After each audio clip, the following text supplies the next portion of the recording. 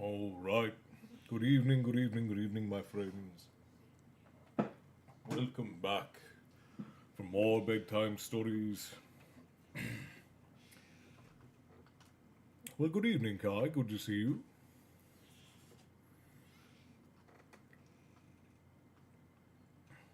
Marina, hello. Hi. Let the crazy begin. Happy Fourth. Yes, happy Fourth to you as well. Oh, the tavern keeper as well. It is very hot here in Southern California. Very, very hot. So I have been dealing with the heat all day, and it's been something else. Doing all right now, but I've got a couple of cold drinks here with me, and that's helping quite a bit. Timing of the stream could not be more wonderful. Well, Matt, I'm glad.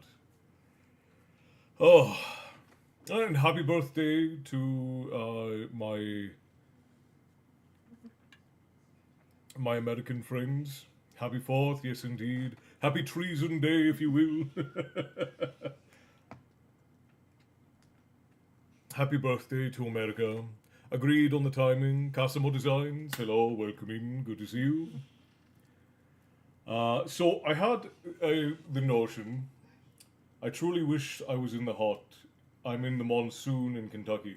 I would rather be in the monsoon any day, Marina. It's so dreadfully hot, and I know you prefer the heat. I know you very much prefer the heat. For me, it's got to be cold. I can't. I'm not built for this kind of temperature. It gets me every time. Ah, but yes, good evening, my friends.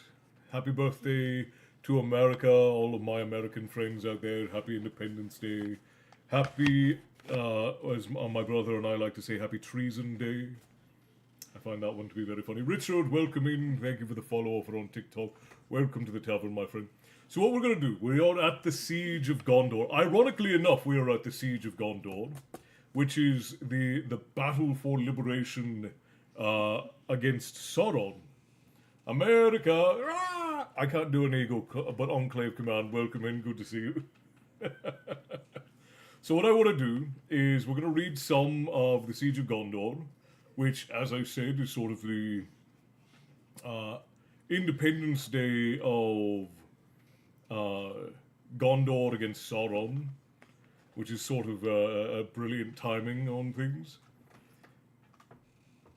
Something happened today that may have sped up my leave in Canada, and it's not pretty. So thank you for the stream today. Well, I'm happy that we can be a bit of an escape for you, Matt, as always. Safira, thank you for the stars over on Facebook. I appreciate those very much. Thank you kindly. Yes, I do. I honestly understand how someone could love this cold as well. I miss it because that's hell yeah. I should do a live like this. Never thought about reading my books. That's a, that would be the way to do it, my friend. That would be the way to do it. Euphoric Doom, thank you for the follow. Welcome to the tavern, my friend. So what we're going to do is we're going to read some of the Siege of Gondor, and then I'm going to tell you guys some interesting stories about America. And if any of you have any questions about stories that you should have learned in school, but maybe didn't necessarily, we'll have a talk about those as well. We want to keep it appropriate. We want to keep it more light-hearted, but all being good fun in celebration of America's birthday. Tammy, hello, welcome in. Good to see you. Victoria, thank you for the follow. Welcome to the tavern, my friend. So we'll begin with the Siege of Gondor, and then a little bit later on, we'll do some fun stories from the birth of America. Because there are some interesting ones, and there are ones that people don't ever they don't have an actual good grasp on what those stories are. Like they're not properly taught, and most people understand about them are not always not always the correct story. One of the big things, and I don't want to make it overly political because that's not what the point of the stories are. Months, good to see you, my friend. Welcome in. Uh, but one of the stories that people get massively blown out of order is the witch trials in Salem. Happy Fourth, Rachel. Good to see you. I've told this story quite a few times on lives previously, uh, But the Salem witch trials are some of the most famous in the world, even though they are not the most extensive or brutal that happened in the world. Salem witch trials are famous. But the Salem witch trials were actually kicked off. Richard, I'm sorry, I didn't see that. Thank you for the heart, my friend. Thank you kindly for that. The Salem witch trials were kicked off by I think it was three or four girls who were came back from the woods hallucinating, and then they blamed it on a woman who lived in the woods, and that kicked off the witch trials here in Salem on the east coast of America, and those girls were actually responsible for a lot of those who were executed being executed, and it was a very suspicious and superstitious time, and just sort of proof that mankind never really changes. We all get suspicious of one another when we're a little bit different, and we'd be much better off having conversations than getting scared, I think. Draugr King, my friend, good to see you. Welcome in. It's going well. I don't know. I don't know how many of you in here are from the United States, but happy America's birthday to everyone. Happy 4th, happy Independence Day, happy Treason Day, happy Who's the Queen Day, as some of my saltier British friends would say. Alright, let us begin with the Siege of Gondor.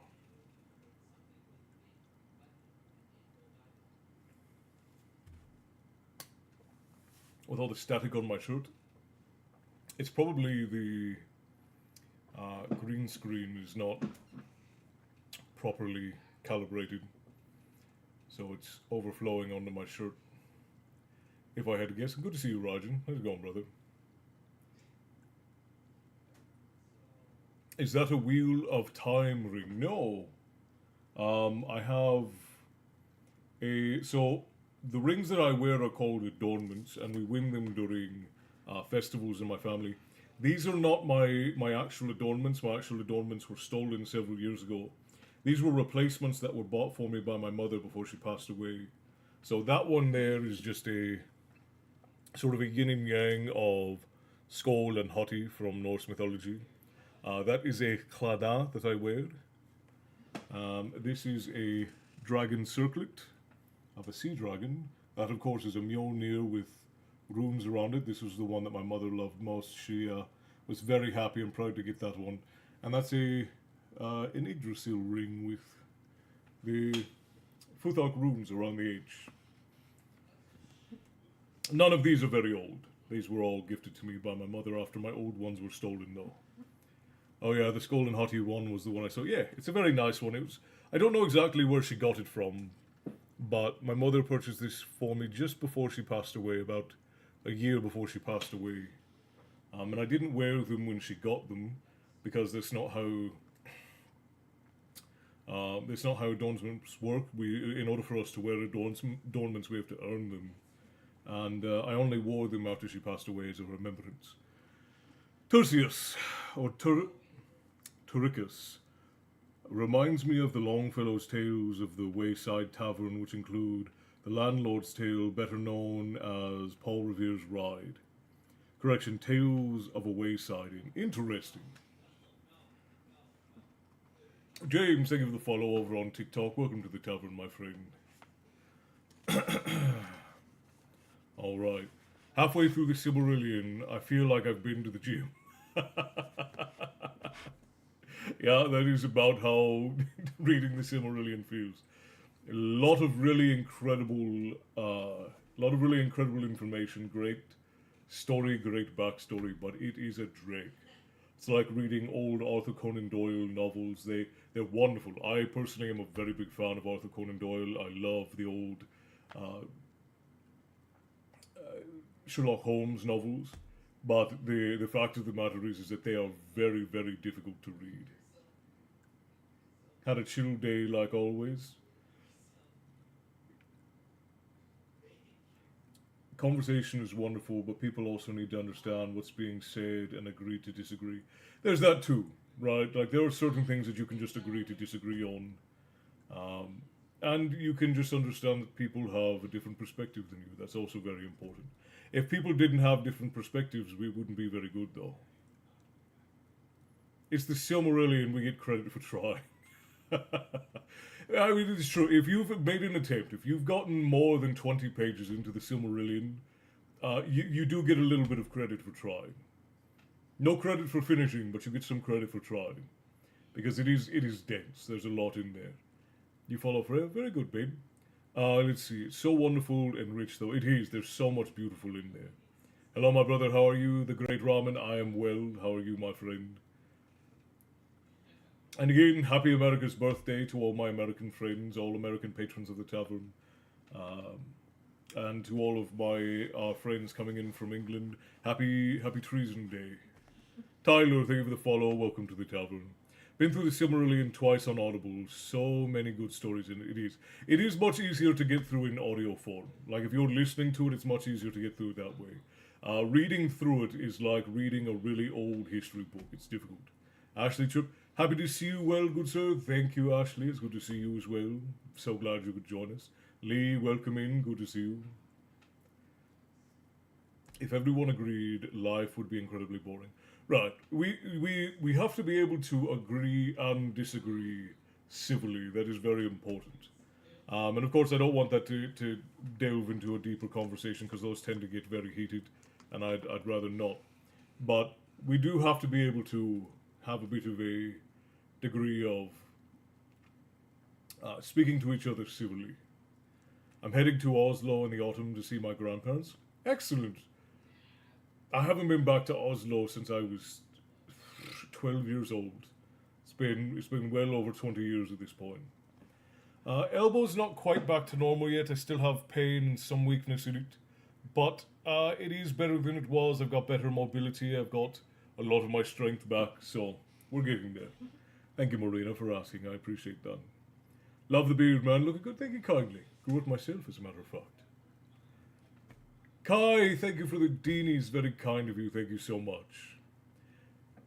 I haven't been back since I immigrated to the US in 99. That's a long time. That's a very long time. Evan, thank you for the follow and welcome to the tavern, my friend. Very glad to have you. Jason Gilbert, may I wear an oath ring after leaving a clan due to insubordination on the clan, or shall I destroy and wash my hands of the oath? This entirely up to your personal beliefs, my friend. My clan, my family, we look at these things a lot differently than a lot of people do. When we leave things behind, we leave them behind permanently. Even things like gifts. If we split ways with someone and it is not amicable, and there were important gifts ever exchanged, like especially if it's a long time friendship or relationship, all important things that were exchanged in gifts, especially if they were expensive, we return them. And a lot of it is because a lot of times you'll give people something that is significant to you, and then if you part ways with that person, you might lose something that was very important to you because you parted ways. So for our family, if we part ways with people, it's very traditional. We always return things that they gifted us if that relationship has come to an end. And so obviously that's a lot different than the way a lot of people look at relationships and gift giving and so on. But we find it to be a much more amicable way to part with individuals than others. So, and for anyone who might be confused, I am streaming on YouTube, Facebook, Twitch, and TikTok. If you're on one of the horizontal platforms over here, is a combined chat, and what everyone is saying will pop up there. If you're on TikTok, unfortunately, you just have to listen to me read it out. And Kai, thank you for the heart. I appreciate that very much. Thank you kindly. All right, let us begin, my friends. Let us begin story time.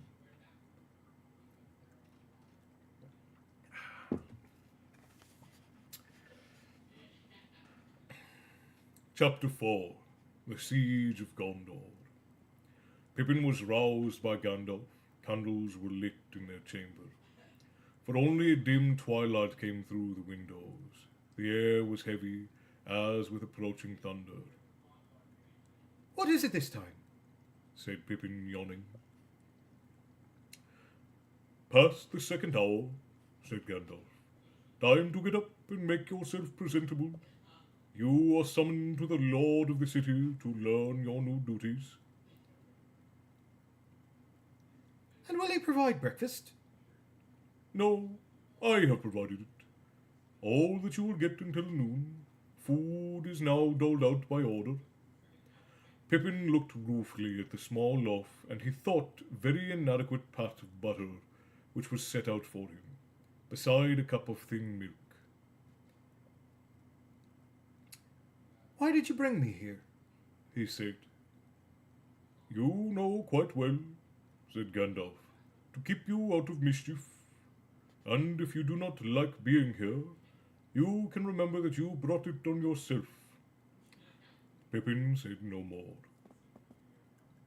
Before long, he was walking with Gandalf once more down the cold corridor to the door of the Tor Hall. There Denethor sat in a grey gloom, like an old patient spider, Pippin thought. He did not seem to have moved since the day before. He beckoned Gandalf to a seat, but Pippin was left for a while standing unheeded. Presently, the old man turned to him. Well, Master Peregrine, I hope that you used yesterday to your profit and to your liking. Though I fear that the board is better in this city than you could wish. Pippin had an uncomfortable feeling that most of what he had said or done was somehow known to the lord of the city, and much was guessed of what he thought as well. He did not answer. What would you do in my service? I thought, sir, that you would tell me my duties. I will, when I learn what you are fit for, said Denethor. But that I shall learn soonest, maybe, if I keep you beside me. The esquire of my chamber has begged leave to go to the out garrison, so you shall take his place for a while. You shall wait on me, bear errands, and talk to me. If war and council leave any leisure, can you sing? Yes, Said Pippin. well, yes, well enough for my own people. But we have no songs fit for great halls or evil times, Lord. We seldom sing of anything more terrible than the wind or rain. And most of my songs are about things that make us laugh, or about food and drink, of course. And why should these songs be unfit for my halls, or for such hours as these? We who have lived long under the shadow may surely listen to the echoes from a land untroubled by it. Then may feel that our vigil was not fruitless, though it may have been thankless. Pippin's heart sank. He did not relish the idea of singing any song of the Shire to the Lord of Minas Tirith. Certainly not the comic ones that he knew best. They were too, well, rustic for such an occasion. He was, however, spared the ordeal for the present. He was not commanded to sing. Denethor turned to Gandalf, asking questions about the Rohirrim and their policies, and the position of Eomer, the king's nephew. Pippin marvelled at the amount that the Lord seemed to know about people that lived far away, though it must, he thought, be many years since Denethor himself had ridden abroad. Presently, Denethor waved to Pippin and dismissed him again for a while. Go to the armories of the citadel, he said, and get you their livery and gear of the tower. It will be ready. It was commanded yesterday. Return when you are clad. It was as he had said, and Pippin soon found himself arrayed in strange garments, all of black and silver. He had a small hauberk, its ring forged of steel, maybe, yet black as jet, and a high-crowned helm with small raven wings on either side, set with a silver star in the centre of the circlet. Above the mail was a short surcoat of black, but centre of the circlet. Above, but broidered on the breast in silver was the token of the tree. His old clothes were folded and put away, but he was permitted to keep the great cloak of Lorraine. though not to wear it when on duty. He looked now, he had known it, very Emir Ferenanth, the prince of the halflings that folk called him, but he felt uncomfortable, and the gloom began to weigh on his spirits. It was dark and dim all day, from the sunless dawn into the evening, the heavy shadow that had deepened, and all hearts of the city were oppressed. Far above a great cloud streamed slowly westward from the black land devouring light, borne upon a wind of war. But below the air was still breathless, as if all the vale of Anduin waited for the onset of a ruinous storm.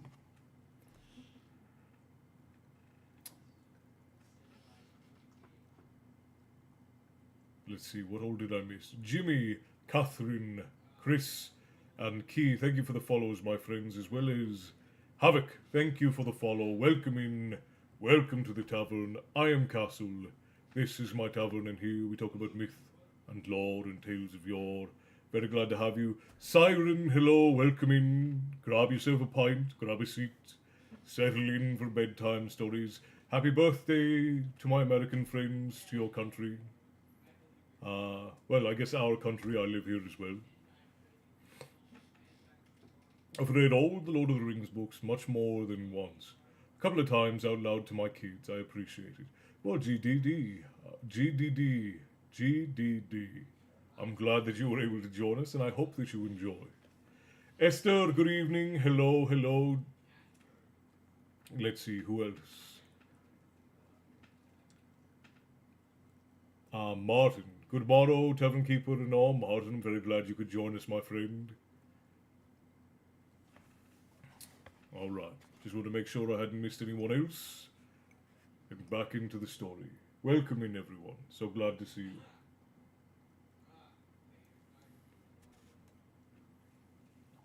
Gasp, I have found my side of TikTok. Always wanted someone to read The Lord of the Rings to me. Well, Britt, welcome in. I am Castle. This is my tavern. And here we talk about myth and lore and tales of yore. And every now and again I read you all a bedtime story. We're on chapter 4 of The Return of the King, The Siege of Gondor. And you are fortunate to have found your way through the magical portals into my tavern. And thank you for the follow, welcome in. We hope to see you back many a time for many a story. Ian, welcome to the tavern, my friend. Good to see you.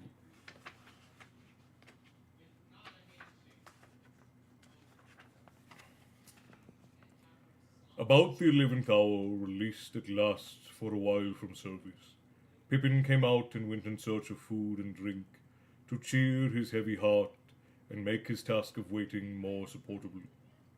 In the messes, he met Beregond again, who had just come from an errand over in Pelennor, out of the guard towers upon the causeway. Together they strolled out to the walls, for Pippin felt imprisoned indoors, and stifled even in the lofty citadel.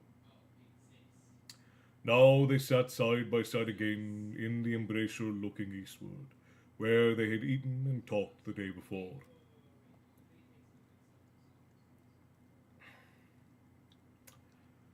Skaver, welcome in. I'm glad that you could make it as well.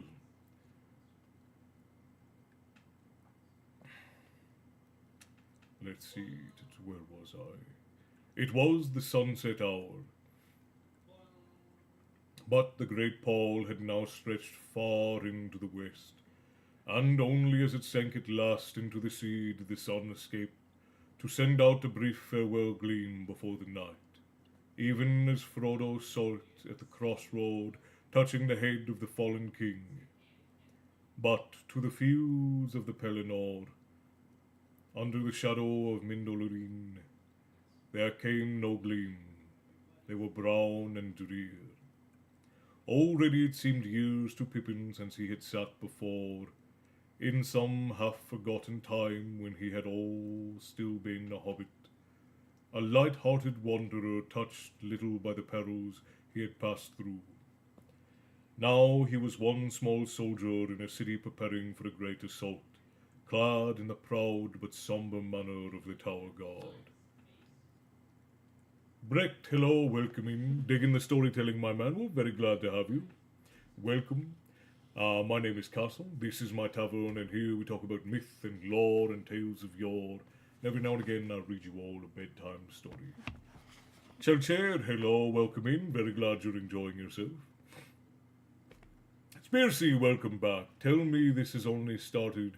It didn't notify me. We've been going for about 20 minutes or so, but I've only been reading for about 10 minutes, so you're not terribly far off. Happy 4th of July, Cup of Joe. Happy Independence Day to all my American brethren and friends.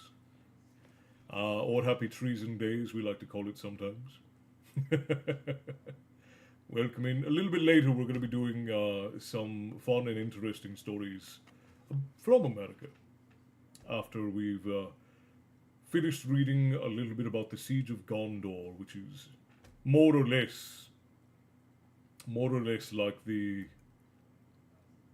Independence Day, the beginning of Independence Day for Gondor, from the iron-fisted rule of Sauron. Happy War against the British Day.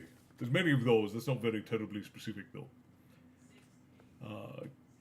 Cup of Joe, thank you for the rose, my friend. Thank you kindly. Tips to the tavern keeper, always appreciated.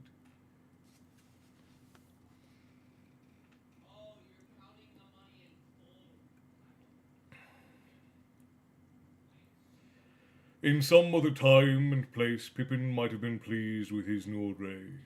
But he knew now that he was taking part in no play. He was in deadly earnest the servant of a grim master in the greatest peril. The hauberk was burdensome, and the helm weighed upon his head. His cloak he had cast aside upon the seat. He turned his tired gaze away from the darkling fields below, and yawned, and then he sighed. "You're weary this day?" said Beregond. "Yes." said Pippin. "Very. Tired, out of the idleness and waiting. I have kicked my heels at the door of my master's chamber for many slow hours. While he was debating with Gandalf and the prince of other great persons, and I'm not used, Master Beregond, to wait hungry on others while they eat. It is a sore trial for a hobbit, that. No doubt you will think I should feel the honour more deeply. But what is the good of such honour? Indeed, what is the good even of food and drink under the creeping shadow? What does it mean? The air seems thick and brown. Do you often see glooms when the wind is in the east?" "Nay," said Beregond. "This is no weather of the world. This is some device of his malice, some broil of fume from the mountain of fire, that he sends to darken hearts in council. And so it doth indeed. I wish the Lord Faramir would return. He would not be dismayed. But now, who knows if he will ever come back across the river out of the darkness?" "Yes," said Pippin. "Gandalf too is anxious. He was disappointed, I think, not to find Faramir here. And when he has got to himself, he left the Lord's council before the noon meal, and in no good mood either, I thought. Perhaps he's got some foreboding of bad news." Suddenly, as they talked, they were stricken dumb, frozen, as it were, to listening stones. Pippin cowered down with his hands pressed to his ears, but Beregond, who had been looking out from the battlement as he spoke of Faramir, remained there, stiffened, staring out with starting eyes. Pippin knew the shuddering cry that he had heard. It was the same that he had heard long ago in the Marish of the Shire, but now it was grown in power and hatred, piercing the heart with poisonous despair. "Kai, thank you for all the deenies, good lord, thank you kindly. And Kissing Coffin, thank you for the heart. Kai single-handedly crushing the the goal over on TikTok, thank you kindly for that. Kissing Coffins also welcome in, thank you for the follow. Oh, Marina, welcome in. Hokage, good to see you. Update, we were degenerates, but I've been okay for the most part today. Excellent, brother. Very glad of that. And thank you for the hydrate. Ah, Kai, you're too kind. I'm on the Hearts Challenge. I see that, Spearsy. Already up over 5,000 on my end. Quite well, quite well. And AT, thank you for the subscription over on YouTube. Appreciate you very much for that. At last, Peregron spoke with an effort. They have come, he said. Take courage and look. There are fell things below. Reluctantly, Pippin climbed onto the seat and looked out over the wall. The Pelennor lay dim below him, fading away to the scarce guessed line of the great river, but now wheeling swiftly across it, like shadows of untimely night. He saw the middle airs below him, 5 bird-like forms, horrible as carrion fowl, yet greater than eagles. Cruel as death. Now they swooped near, venturing almost within bowshot of the walls. Now they circled away. Black riders, Said Pippin. black of the air. But see, Bergon, He cried. look, they're looking for something, surely. See how they wheel away and swoop always down to the point there. And can you see something moving around on the ground? Dark little things. Yes, men on horses, 4 or 5. And I cannot stand it. Gandalf, save us. Another long streak rose and fell, and he threw himself back from the wall, panting like a hunted animal.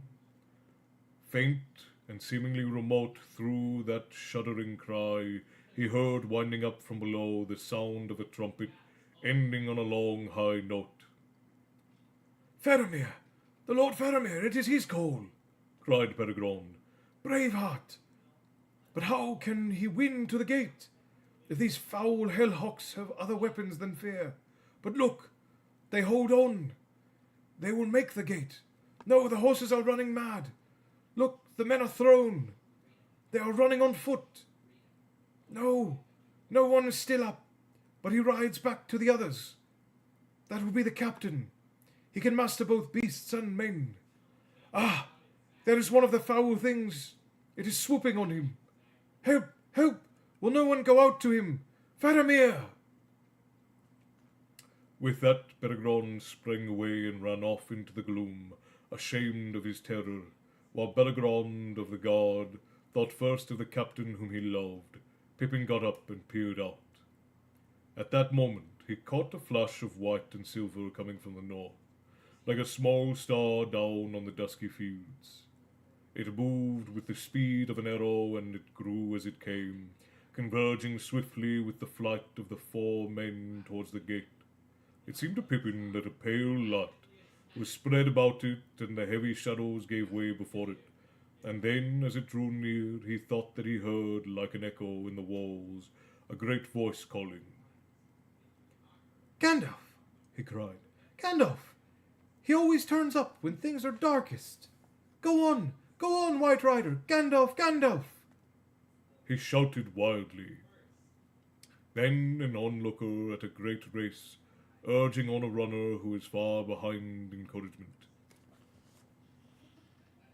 Rickster, hello, good to see you. OMG, yes, I'm so glad I'm on time. Not terribly late, we're only a few pages into Chapter 4, The Siege of Gondor. This is such a great story. My wife and I are in the hospital waiting on our son Tirsen to be born. Well, I'm very happy that we could all be there for the moment then. Thank you for including us in such an important time of your life, my friend. Is it Skaver or Skaver? How would I say your name, my friend?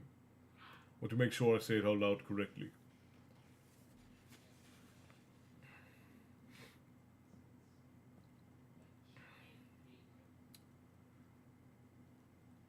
The lady and the boy are quite doing well. They're both also hiding from the heat. The boy less so. The boy actually likes the heat, but his mother is hiding from the heat as well. Lillian, hello, welcome in, good to see you. Skaver, okay, excellent. Well, I'm very glad that we could be a part of this important moment of your life. And I hope that it all goes well. blessings to the young Gravitnir coming into the world.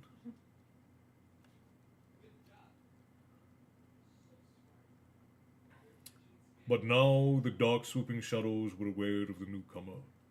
One wheeled towards him, but it seemed to Pippin that he raised his hand, and from it a shaft of white light stabbing upwards. The Nazgul gave a long wailing cry and swerved away, and with that the four others wavered, and then, rising in swift spirals, they passed away eastward, vanishing into the lowering cloud above, and down on the Pelennor it seemed, for a while, was less dark. Layla, hello, welcome in. Good morning from the Philippines. Very glad that you could join us. I hope the weather is fine there.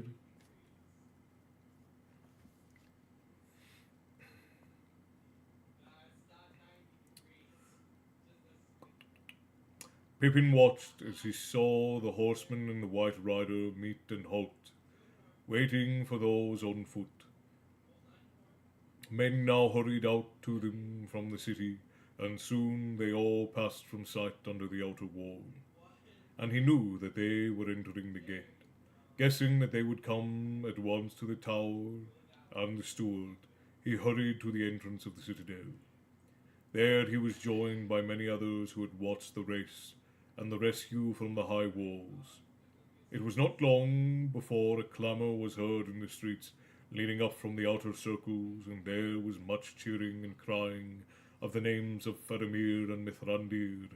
Presently Pippin saw torches, and followed by a press of people 2 horsemen riding slowly. One was in white but shining no longer, pale in the twilight as his fire was spent or veiled, and the other was dark, and his head was bowed. They dismounted, and as grooms shook Shadowfax and the other horse, they walked forward to the sentinel at the gate.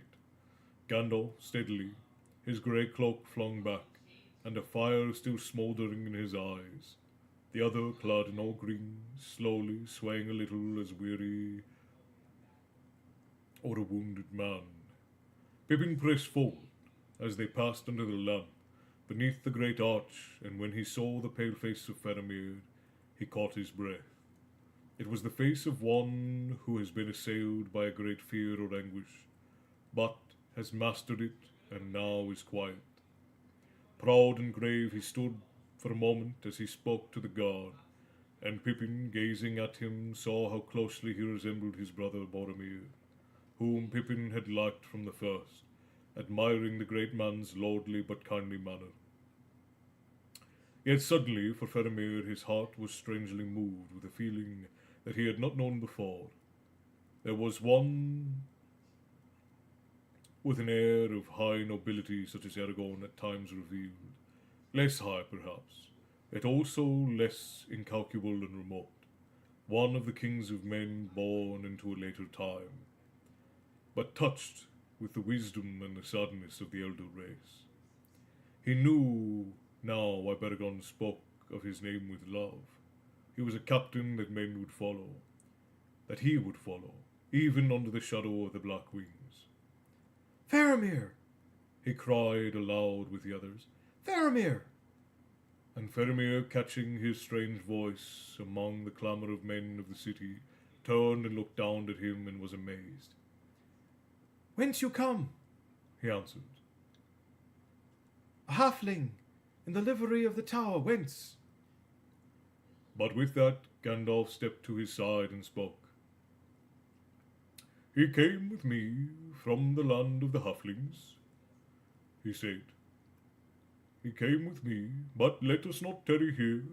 There is much to say and do, and you are weary. He shall come with us, indeed he must, for if he does not forget his new duties more easily than I do, he must attend to his lord again within this hour. Come, Pippin, follow us. Medusa, hello, good to see you. Your wait who, Willis and Ashley. Thank you for the follows, my friend. Welcome to the Tavern over on TikTok. Very glad to have you. And welcome into everyone. Good to see you all. For my American friends and patrons, happy Independence Day. Tavern patrons were asking after you, asking how you were doing. I'm good. I'm hanging out. Trying to get the child come. Because he's freaking out. Are you freaking out? Is that what's happening? Do you want to say hi to everybody since you're here? You'd probably prefer that you hold them like a baby. Come here. Come on. Come say hi. Up, up. Poor guy. Poor guy. The boom booms make him scared. The boom booms make him scared. Yeah. Big baby. Big baby.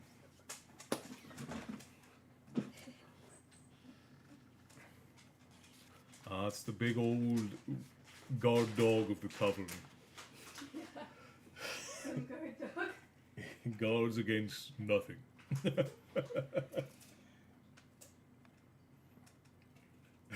catches flies. Sometimes. So I guess he guards against flies. He catches them sometimes. I love him so much. I just want to give him the goodest boy all the treats. He just got some treats actually, because he's trying to be brave against the boom booms, but he does not do a very good job. Stop making my splatter.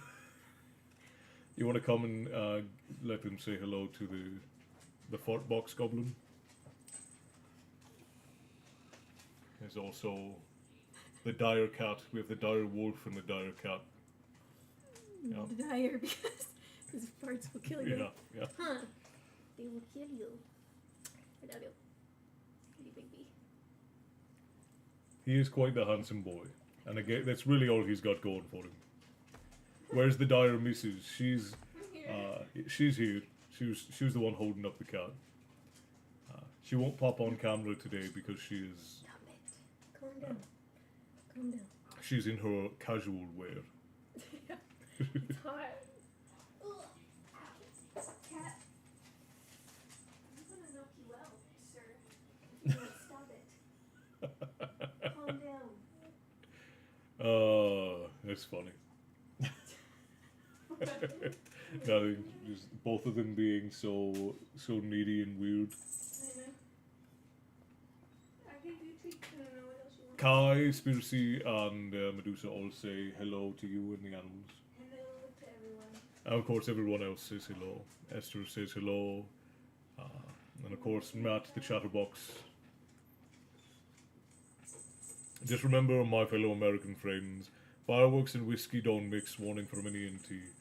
They do mix, they just mix poorly. So, try not to do so.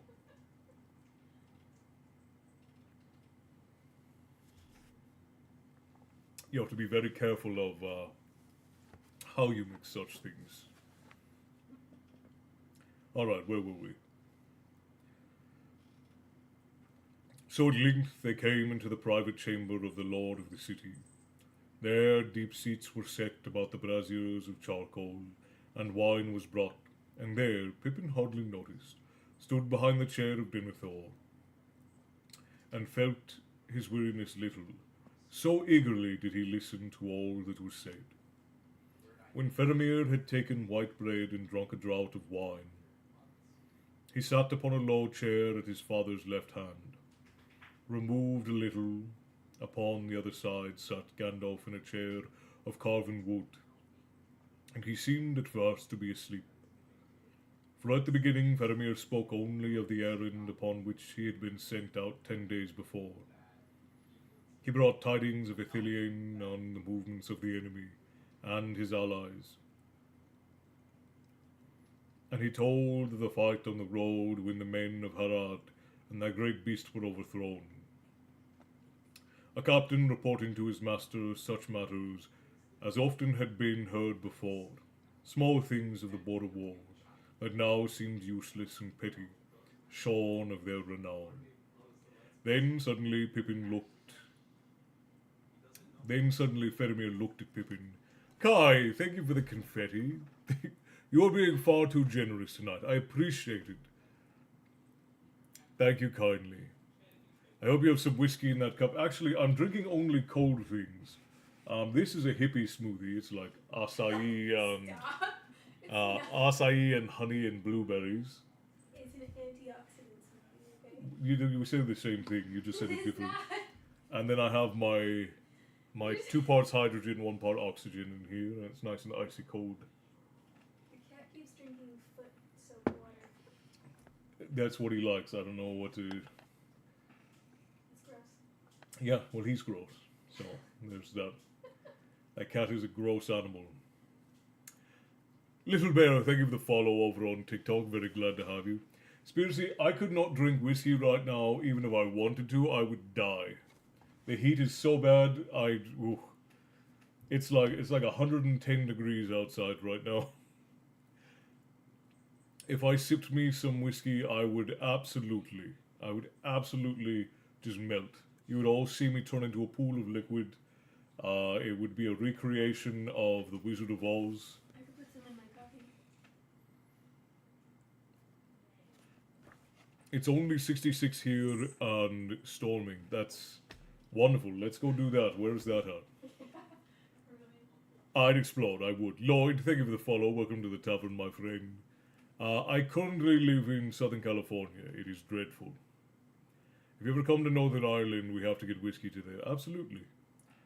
I haven't been back to Northern Ireland since I left Ireland in 2004. Years ago. 20 years ago. That makes me feel old. Yeah. Middle of Minnesota. That is quite a ways from where I'm currently at. It's 76 in Kentucky tonight. That's probably very humid though as well. Hello, merry festivities, appreciation from across the pond. Thank you, MTV. Good to see you. Welcome back in. And yeah, again to all of the American patrons of the tavern who have found their way into the portals. Happy Independence Day. Happy July 4th. Yeah, it's far too warm here for me. I've lived out here for nearly 20 years, ever since I came to the US. And I don't handle the heat well. I don't know how I've lived as long as I have out here, because my body does not like it, not even a little bit. I was built for snowy mountains and bitter cold sea winds. Not for all of this arid heat. See, where was I?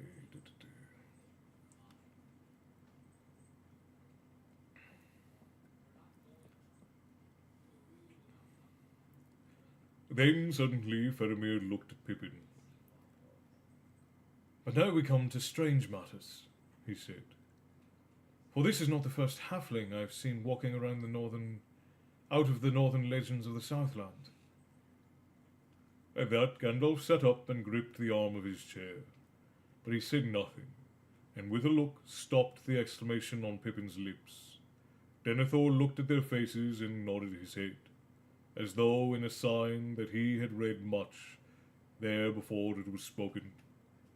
Slowly, while the others sat silent and still, Faramir told his tale, with his eyes for the most part on Gandalf, though now and again his glance strayed to Pippin, as if to refresh his memory of others that he had seen. As his story was unfolded of his meeting of Frodo and his servant, and the events at Henneth Annwn, Pippin became aware that Gandalf's hands were trembling as he clutched the carven wood. White they seemed now and very old, and as he looked at them, suddenly with a thrill of fear, Pippin knew that Gandalf himself, was troubled, even afraid. The air of the room was close and still. At last, when Faramir spoke of his parting with the travellers, and of their resolve to go to Cirith Ungol, his voice fell and he shook his head and sighed. Then Gandalf sprang up. "Cirith Ungol, Morgul Vale," he said. "The time, Faramir, the time. When did you part with them? When would they reach that accursed valley?" "I parted with them in the morning 2 days ago," said Faramir. "It was 15 leagues thence to the Vale of Morgul Duin. If they went straight south, then they would still have 5 leagues westward to the accursed tower. At swiftest they could not come there before today, and maybe they have not come there yet. Indeed, it is that you fear. But the darkness is not due to their venture. It began yestereve, and all Ithilien was under shadow last night. It is clear to me that the enemy has long planned an assault on us, and its hour had already been determined before ever the travellers left my keeping. Gandalf paced the floor. The morning 2 days ago, nigh on 3 days of journey. How far is the place where you parted? Some 25 leagues as the bird flies, answered Faramir. but I could not come more swiftly. Yestereve I lay at Cerandros, the long isle in the river northward, which we hold in deference, and the horses are kept on the hither bank. As the dark drew on, I knew that haste was needed, so I rode thence, and 3 others that could also be horsed. The rest of my company I sent south to strengthen the garrison at the fords of Osgiliath. I hope that I have not done ill. He looked at his father. Ill? Cried Denethor, with his eyes flashed suddenly. Why do you ask? The men were under your command. Or do you ask for my judgment on all your deeds? You bear this lowly in my presence, and yet it is long now since you turned from your own way to my counsel. See, you have spoken skilfully as ever, but have I not seen your eyes fixed on Mithrandir, seeking whether or not you said well or too much? He has long had your heart in his keeping.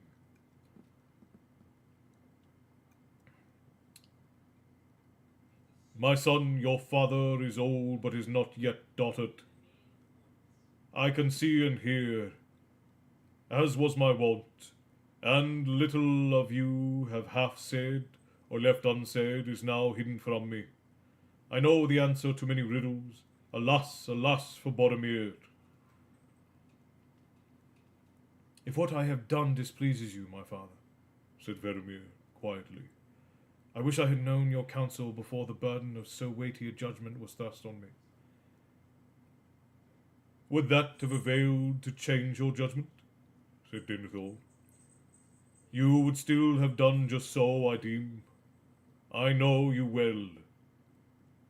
Ever your desire is to appear lordly and generous as a king of old, gracious and gentle.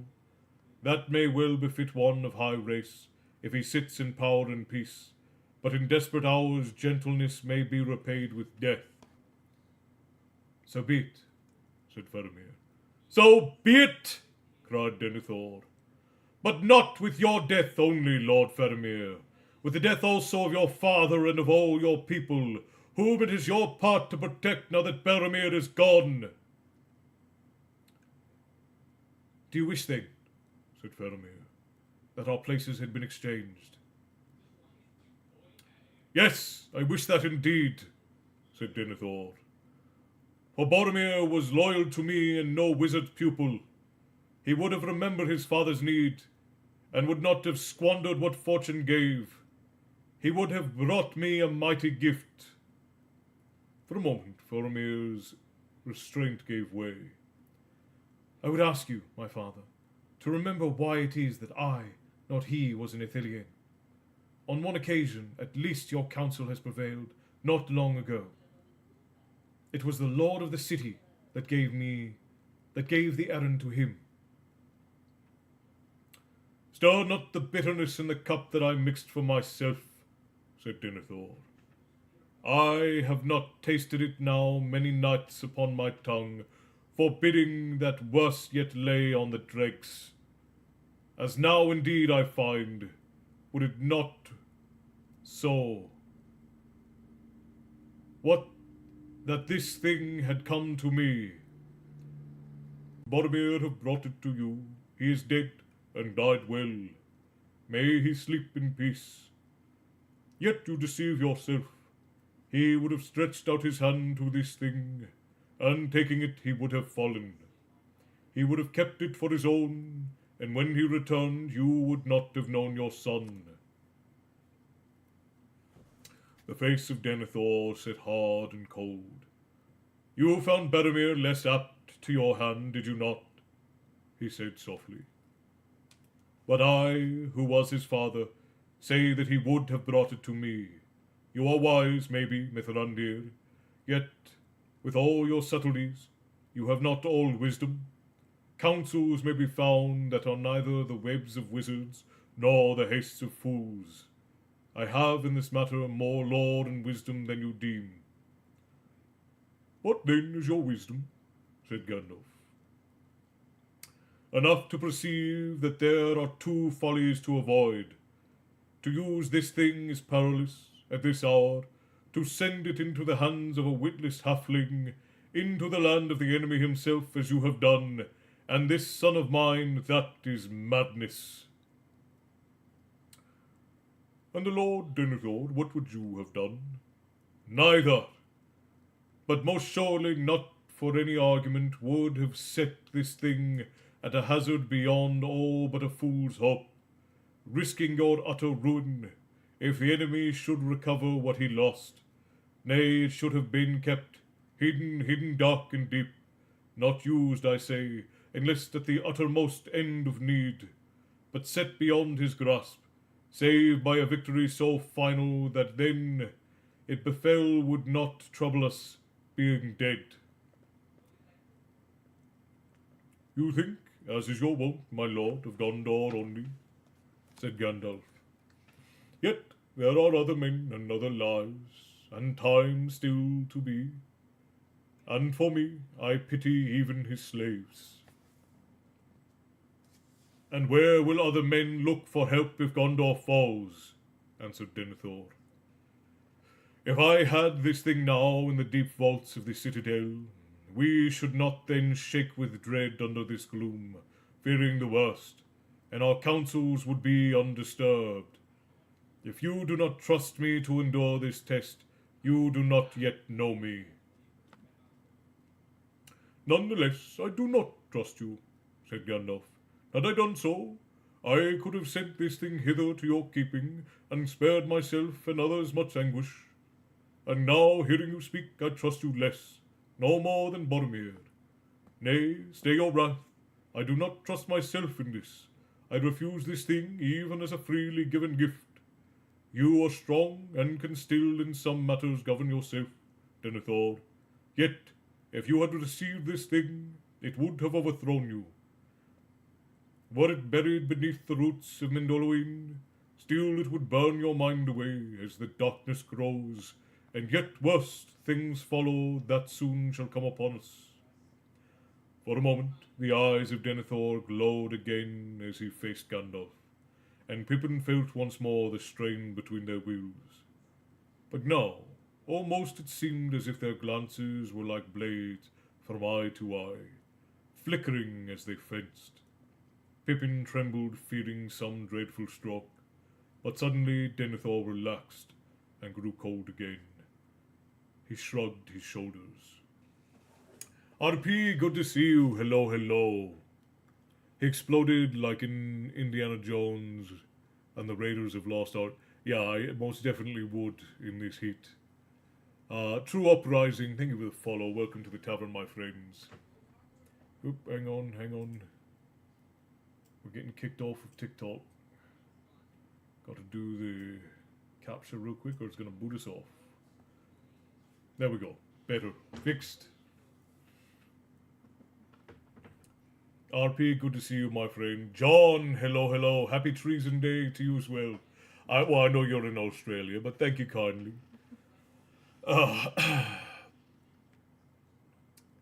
And thank you for the greetings, John. I appreciate that very much. Welcome in. Kanilu, hello. Welcome to the tavern. Good to see you. Keep hitting the hearts. Wow, you're flying away at it. 16,000 in just an hour. That's pretty good. Need to recruit some people to your cause.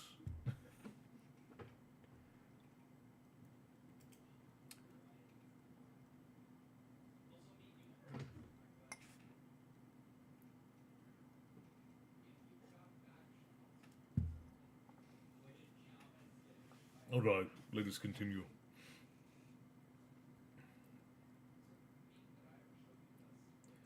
If you had, he said. Such fine words and ifs are vain. It has gone into the shadow. and only time will show what doom awaits it and us. The time will not be long in what is left. Let all who fight the enemy in their fashion be at one, and keep hope while they may. And after hope still the hardihood to die free, he turned to Faramir. What think you of the garrison at Osgiliath? It is not strong, said Faramir. I have sent the company of Ithilien to strengthen it, as I have said. Not enough, I deem, said Denethor. It is there that the first blow will fall. They will have need of some stout captain there. There and elsewhere in many places, said Faramir and sighed. Alas, my brother whom I loved too. He rose. May I have your leave, father? And then he swayed and leaned upon his father's chair. You are weary, I see, said Denethor. You have ridden fast and far, and under the shadows of evil in the air, I am told. Let us not speak of that, said Faramir. Then we will not, said Denethor. Go now and rest as you may. Tomorrow's need will be sterner. All now took leave of the lord of the city, and went to rest while they still could. Outside there was a starless, blackless sky, as Gandalf, with Pippin beside him bearing a small torch, made his way to their lodging. They did not speak until they were behind closed doors. Then at last Pippin took Gandalf's hand. Tell me, he said, is there any hope? For Frodo, I mean. Or at least, mostly for Frodo. Gandalf put his hand on Pippin's head. There was never much hope, he answered. Just a fool's hope, as I have been told. And when I heard Cirith Ungol, he broke off and strolled to the window as if his eyes could pierce the light into the night in the east.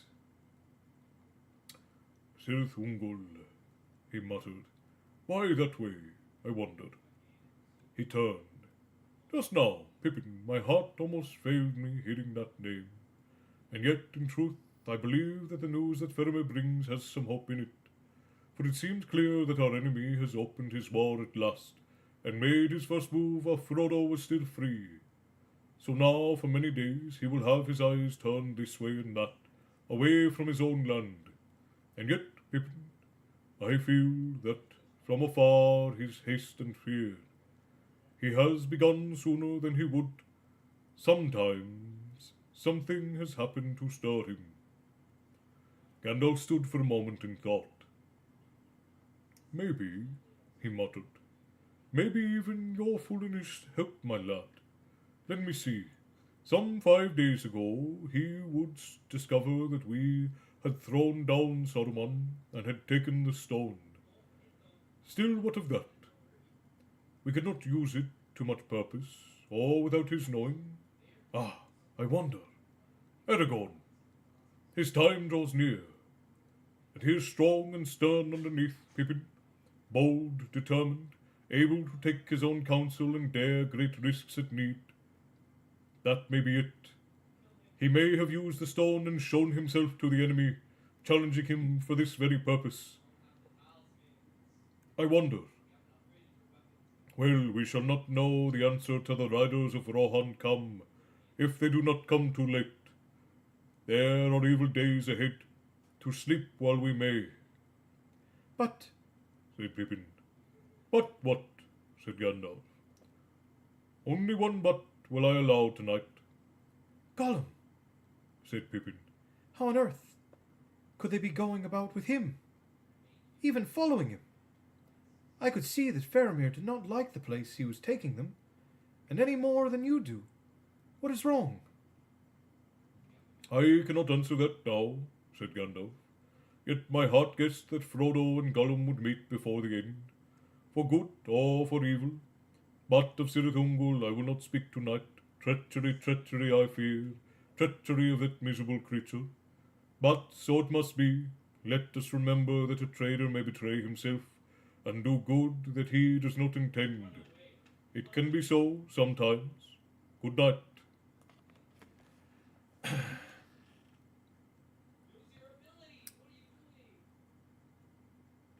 It's nice having someone to tap with me tonight. Well, you guys are doing a hell of a job, Kai and Spearsy, taking us all the way to the top. Oh, Heidi, thank you for the follow welcoming. The revolution was more of a civil war, more than a revolution. To a degree, yeah, I would say. At least at the time, nobody really knew how deep it was going to go. Milu, hello, welcome in, good to see you. Welcome, welcome. Oh, how are we all doing tonight, my friends? For those of you who are in America, what are your plans for the evening? What plans have you to celebrate your day of freedom? And for all of my friends outside of the United States, what brings you to this fine day? Mindy, hello, good to see you. I didn't see you drop in. Welcome.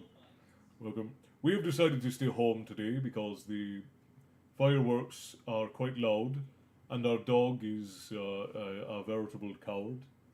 He does not like the big booms. So we stayed home for his and the cat's sake so that they would not be struggling. I'm fantastic. Our offer was accepted on the house in my kids' school zone. Spectacular, Milu. That is wonderful news. Congratulations. So very, very happy for you. I worked, washed clothes, had Arby's for supper because I was too tired to cook. I'm wild. That's a wild party that you've thrown. That's what we call an adult party, right? You got things done, worthy of celebration, and then you didn't cook for yourself. That is the wild, wild celebration. I work till 4 p.m. and I'm going to sleep soon. Well, I should assume so. It's quite late for you already, Marina. What, 9:30 where you are? My dog is the same way. I haven't seen fireworks for 4 years because of her. Yeah, and it is dreadful. It wouldn't be so bad if it was just like one night, you know. I'm celebrating by getting my tavern time in tonight. 3:34 here and going strong. Oh.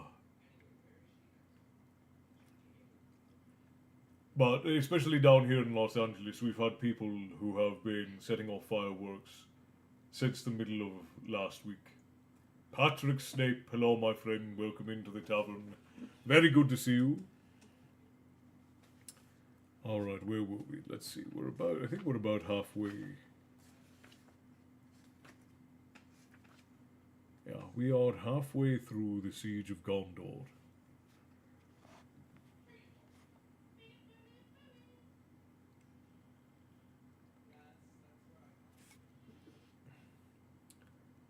No, I'm not. Wait, what? Oh, no, no, no. We're not done. We're not done just yet.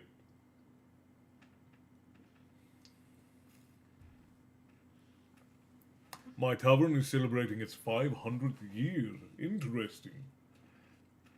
What tavern is this?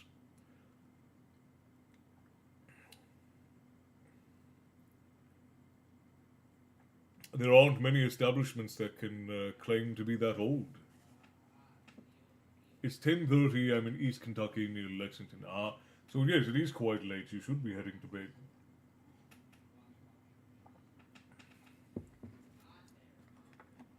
Yay, ads. I really wish they'd let me shut off the ads on Twitch, but they will not.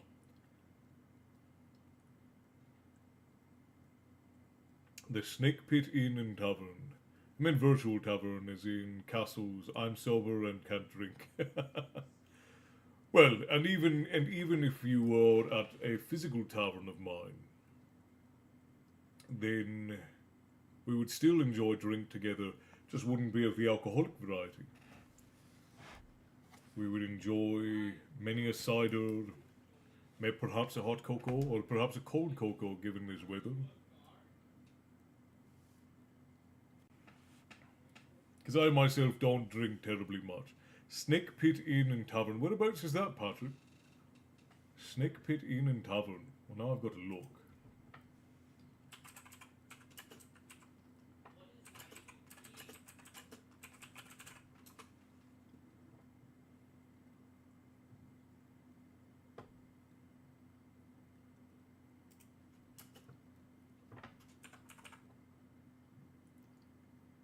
My TikTok tavern. Oh, I see, I see.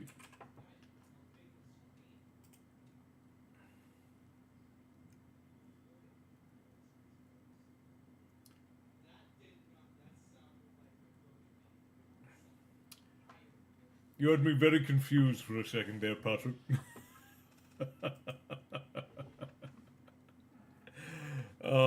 Snake Pit Inn and Tavern, is that any reference to Ragnar Lothbrok and his snake pit? We still have a couple hours in us, do we not? We do, 100%. Yeah, we'll definitely go at least until till 9, well, 8:30, 9 p.m. my time. If you're in the US, I want to give you time to go out and enjoy the fireworks without missing too much.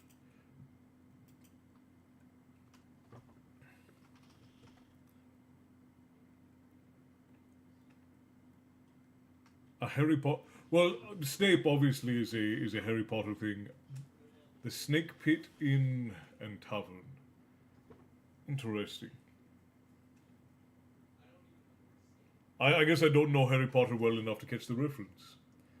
I don't think others know the challenge.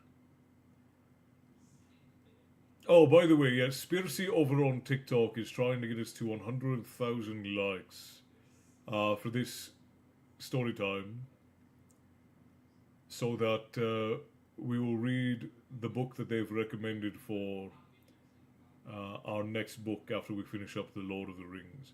It's storming, no fireworks tonight, so I'd be satisfied with extra Lord of the Rings. That's a fair notion. Yeah, a lot of places in the Midwest are apparently storming, which I'm jealous of because it's hot as hell here. There is a snake pit that's 140 years. I did see that one, but apparently it's a Harry Potter reference that I was not aware of. Not that I'm an overwhelming authority on Harry Potter. I'm more of an older fiction, myth, and lore sort of fella.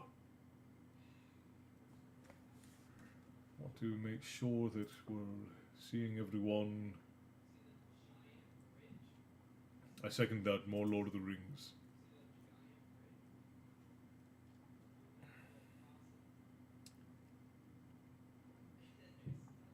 Well, there are a lot of modern fictions that definitely, we will say borrowed from Lord of the Rings. Um, there is a lot in George R. R. Martin's work that borrows from Lord of the Rings, and there are also a lot of them that borrow from mythology in general. Very rarely do we get stories that are 100% original. Even Lord of the Rings took heavy inspiration from Greek, Norse, and Finnish mythology, so there's a lot of that. It's the way of storytelling. It's how we pass along tales, and it's how we learn to enjoy the things. But well, and there's no such thing as an original story. It's one of the things I talk about with young writers a lot, because I do advise young writers, and I advise people on how to tell stories. And one of the big things about storytelling is that there is no such thing as an original story. You might have a mostly original story. You might have a sort of unique twist. But nothing will ever be 100% original. You're never going to write a story that no one has ever written before, and that all of your details are just simply yours. So if you're a writer and you're planning on writing a book, you should have that in your head before you go into it. You've helped me with my writing. Well, I'm glad of that. Very glad. I used to do a lot of that for work. I used to advise a lot of people on learning proper storytelling. But I don't do it so much anymore since we spend most of our time making things here in the tavern. But there are a lot of things like, for instance, house elves in Harry Potter. I'm curious to know what fantasy authors the folk in the tavern enjoy and would recommend. Hey, that's a good one. Why doesn't everybody go ahead and throw out some recommendations for Denise? Good evening. Good to see you. Hello, hello. What do you all? reading right now? What books do you like? What books do you recommend? Especially if they're off kilter. If there's something that's not usual. Obviously, we all love Lord of the Rings. That's a fairly simple one for us to all get on board with. But what what books or stories do you all enjoy? Bears says Alan Dean Foster.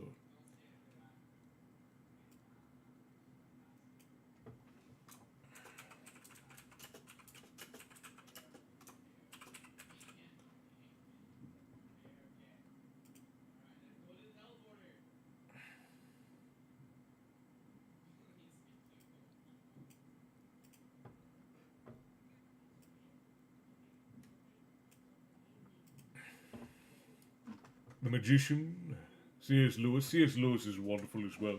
I like C.S. Lewis as well. This is one of my favorites.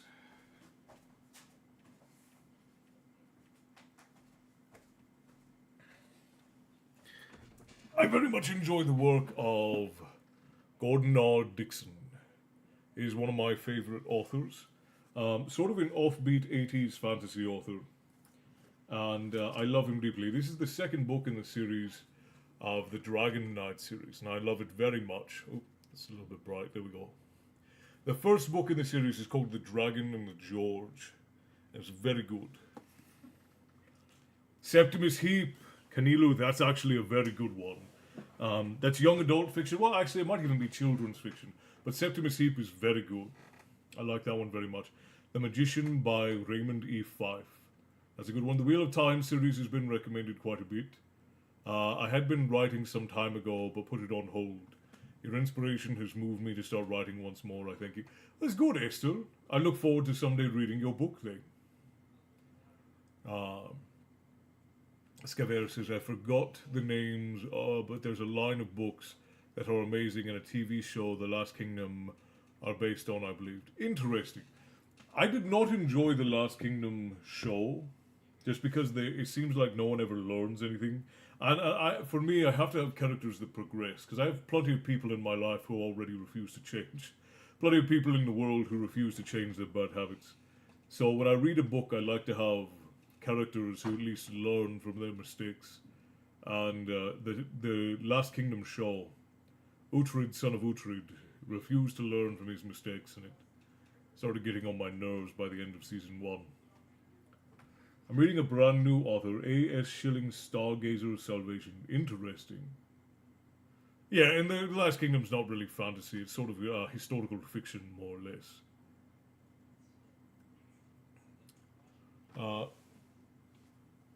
And for any of you who are not aware, I am also writing books. None of them are out yet, except for my festival's book. But that's not really fiction. We have 2 books that are coming out. One is a run-through of the creatures of Yggdrasil. It is a novelization alongside a naturalist's walk through the 9 realms. Children's fiction, but I've read Harry Potter a bunch and wanted something similar but different. That's a good choice. You're probably the first person I've ever met who's actually heard of Septimus Heap, because it's actually a pretty good alternative to Harry Potter if you're not a fan of Harry Potter. You should do an audiobook of your book. Oh, of course, Spearsy. It has been demanded. There would be riots in the street if I wrote a book and then didn't give you guys an audiobook to go along with it. There's a webcomic called Dresden Kodak that has a series called Dungeons and Discourse. Interesting. I'll have to give it a look. Have you read The Adept? It sounds familiar, but I don't know if I've read it. Let me see. By Catherine Kurtz. I have not. It was recommended a few streams ago, though. I've not read it, though. Or if I did, it was ages ago.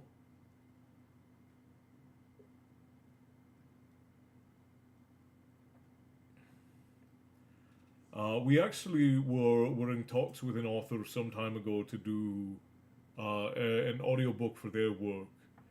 And then they ended up not doing the audiobook at all. It's a modern occult type fantasy. Those are fun. I do enjoy those. Well, we will make announcements when the books we are doing come out. We want the Creatures of Yggdrasil book to be like a very good quality collectible sort of book, since I presume we want to make things that people will keep for a very long time. I don't want to make cheap things. So we're working on that, and then of course we're doing the Twisted Fates series, which is behind because of the computer issues that we've been having. But we're writing a book with all of you guys. We are doing a series of videos where I tell the story to you all, and then you choose what happens next with the character, and then I write it that week, and then we do another video and so on. And you guys are basically writing the whole story. Well, it has begun. The twilight is upon us, and now the explosions begin. Alright. Yeah, and it's been fun so far. And by the way, if there are any of you who would like to be alpha readers for that, you can join my guild community, and I think I have 1 or 2 spaces left for alpha readers for the books that I write. The guild is free to join, but if you join the guild, you can request to be an alpha reader, and you will get to preview all of the things that I'm presently writing, which we're working on 3 books right now, and we have a backlog of 20 books that we're writing that will be coming out over the course of the next 5 to 10 years. We'll see how quickly I can write the books, and it might even be more than that. But the 3 we're working on a children's book about a little girl and her dragon. We are writing the Creatures of Yggdrasil book, and we are writing the Twisted Fates book, all of which I'm very excited about. And then somebody had asked if we would do a fairy tale collection as well, but I would need to know that there was interest in something like that, because that wouldn't really be an original work by me. Although I would add some of my family's fairy tales, some of the fairy tales that we've kept over the generations. It's not free. To join the guild, you must sell us your soul. Yeah, absolutely, there's that. Oh my god, have you read My Father's Dragon? I haven't, but that definitely sounds like a book I would have read. I don't think I've heard of it, though. How old is that, Bez? Morning, sorry I'm not chatting. Working nights and just listening, hope all is well. It's alright, Cecilia, as long as you're here and you're enjoying, that's all that matters.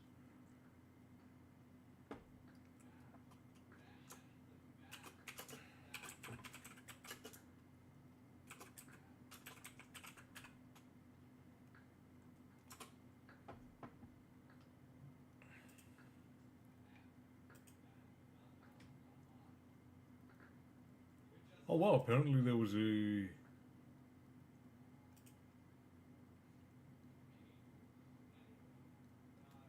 very interesting. No, I haven't read this one, Bears, but that is... It does look as if it's fairly old. I can't see an exact publishing date, but it looks... So it says originally 1948, but then it looks like it was redone in the 90s. To go alongside a Japanese animated film.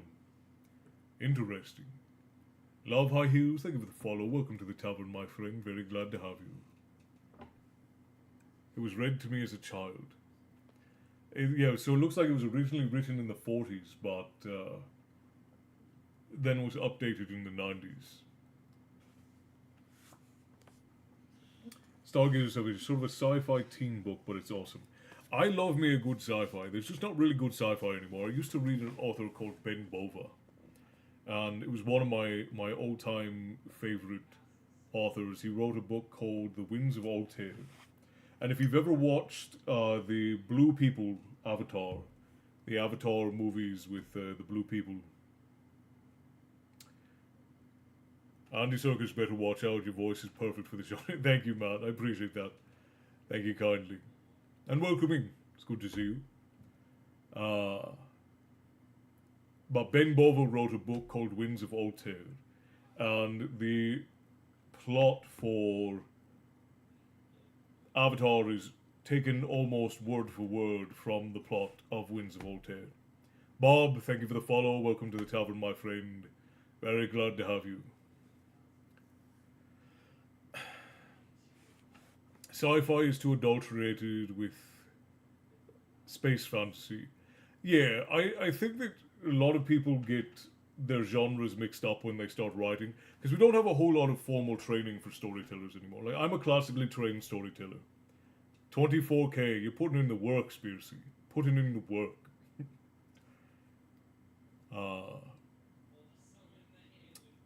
But there's not a lot of classical storytelling training anymore. Like, we don't do it culturally. There are very few cultures that still do classical storytelling. When we teach people to write, it's more emotional now than it has to do with structure or anything of the like. So writing has sort of dipped off and become the domain of the pedestrian, if you will. And that's not to say that we haven't gotten some good things out of it. Orson Scott Card, A Planet Called Treason, sci-fi, fantasy, rare combo. Yeah, and you will get some that are good, but usually when you mix genres, you're sort of taking two things that will end up being sort of mediocre, which is how most of the things end up. Michael Crichton wrote really good sci-fi. His novels had bibliographies. Interesting. That is very interesting, actually. I had not been aware. Alright, let's continue, my friends.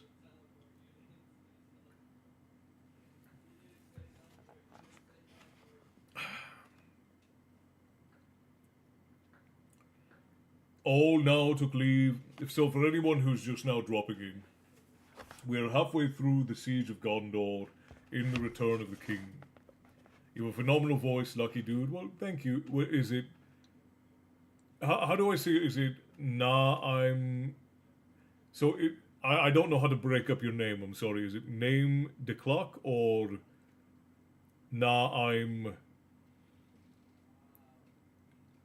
yeah, I don't know how to break up your name. But welcome in, by the way. And for everyone else who is new, I'm Castle, this is my tavern. And here we talk about myth and lore and tales of yore. Naim de Clock. Okay, Naim, okay. Well, welcome in, Naim. Very glad to have you.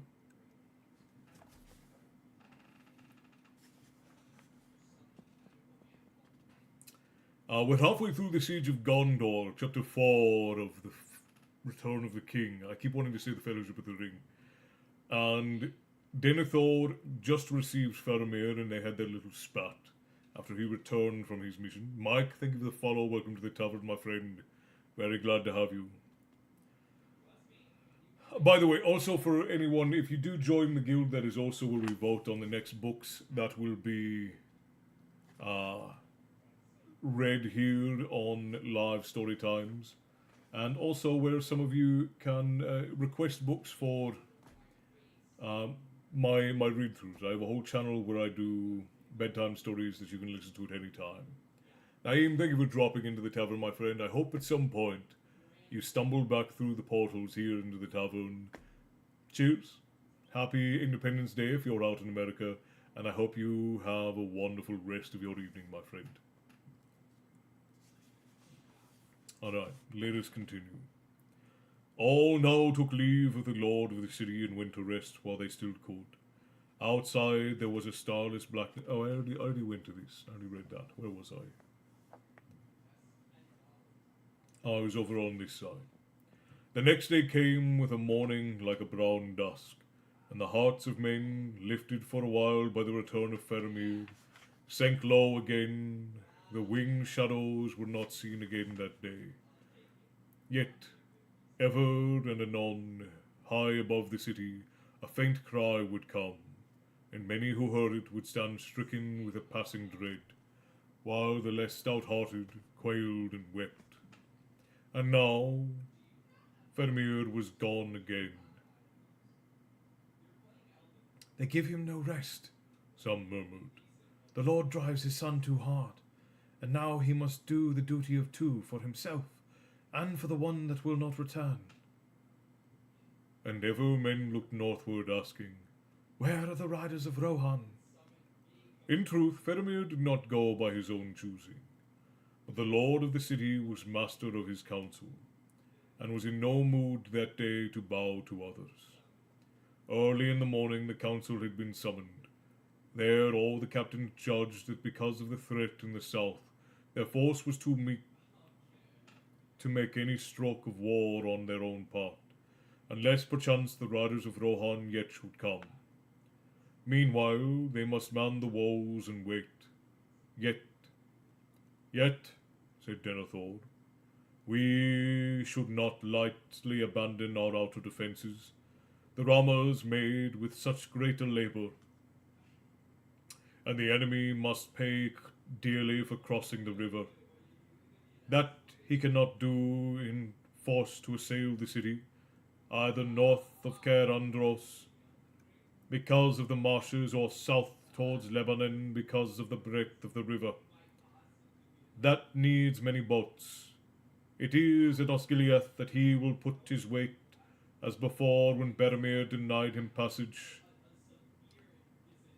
But that was a trial, said Faramir.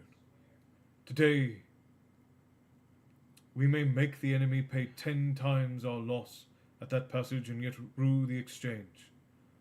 For he can afford to lose a host better than we to lose a company.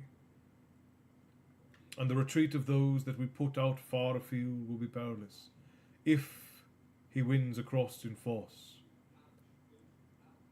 And what of Caer Aedos? Said the prince. That too must be held, if Osgiliath is defended. Let us not forget the danger of our left.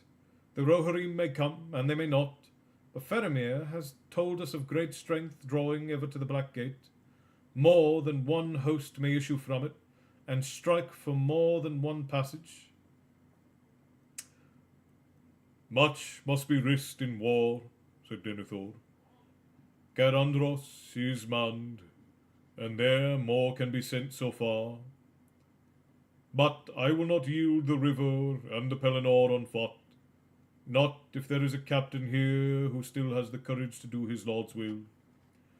Then all were silent, but at length Faramir said, I do not oppose your will, sire. Since you are robbed of Boromir, I will go and do what I can in his stead, if you command it. I do so, said Denethor. Then farewell, said Faramir. But if I should return, think better of me. That depends on the manner of your return, said Denethor. Gandalf it was that last spoke to Faramir ere he rode east. Do not throw your life away so rashly or in bitterness, he said. You will be needed here, for other things than war. Your father loves you, Faramir, and will remember it ere the end. Farewell. Foxy, my friend, how are you doing, brother? Happy 4th of July to you as well. So glad you could drop in. Certainly love the Lord of the Rings. Yes, yes, yes. How are you and that lovely wife of yours? How's things been going? Rochester and Geeks for Life, thank you for the follows, my friends. Welcome to the tavern. Very good to see you. That's all right, Matt. I hope your call went well. Sorry, had to duck out. I'm back now. All is well, Esther. I'm glad that you and Matt have found your way back into the tavern. How are you and the lady enjoying your 4th of July, Foxy? The portal seems like the Twilight Zone. It is. The portal into the tavern is always the Twilight Zone. Tankard of your favourite Irish ale, my friends. Cedar Woods, welcoming, and thank you for joining us. We tend to drink just 2 parts oxygen, 1 part hydrogen. 2 parts hydrogen, 1 part oxygen. Don't know what I was saying. Keeps the whistle wet while we read. Sabrina Ann, thank you for the follow. Welcome to the tavern. Everything is going well, thank you. I was looking on your stream just the other day and saw your wife and son playing Elden Ring. Then you and your son doing the same. Nice to see your wonderful family. Thank you, Foxy. I appreciate that, brother. Yeah, we've been enjoying torturing his mom, having her play. Because she likes the stories of these harder games, but she has a hard time actually playing through them. So we're making her play through so that she can get the whole story. Sparsy, 26,000 already. Yeah, I'm seeing 19 on my end, so you're far ahead of me. Spiracy is trying to get us to 100,000 likes on TikTok so that we can add their book to the roster for books to be read here on Live.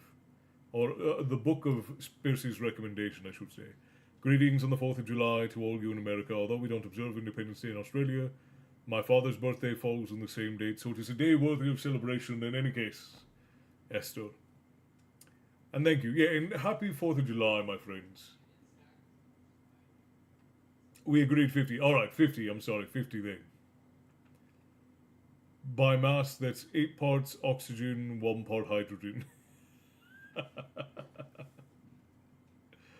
Oh, the pops are already going off outside.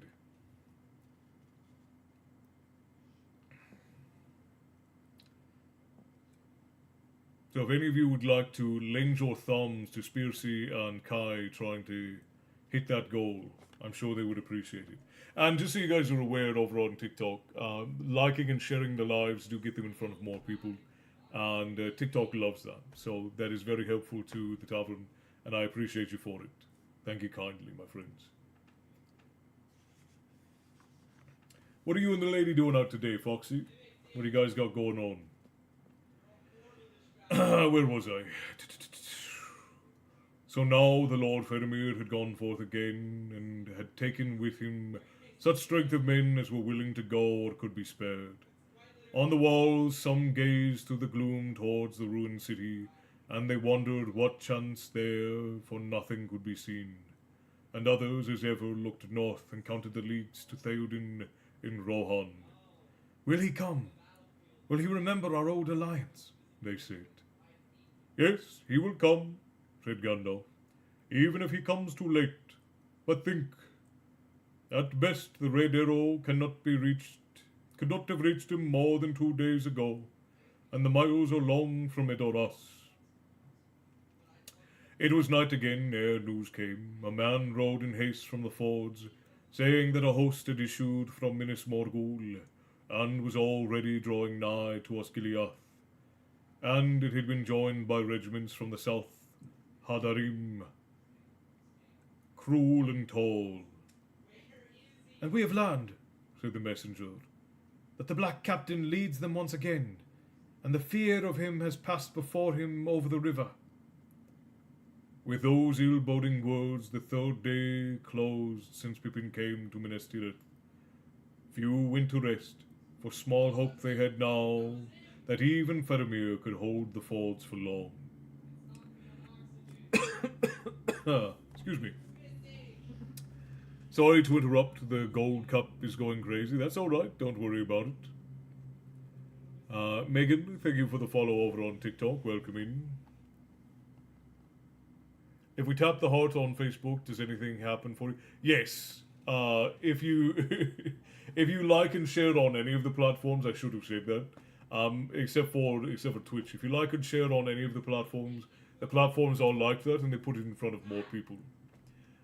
With TikTok, it's a little bit more quick because it's a constant scroll. They're constantly trying to show the live to people.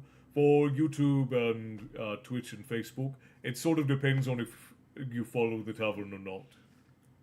And the hearts do help over on TikTok, yes.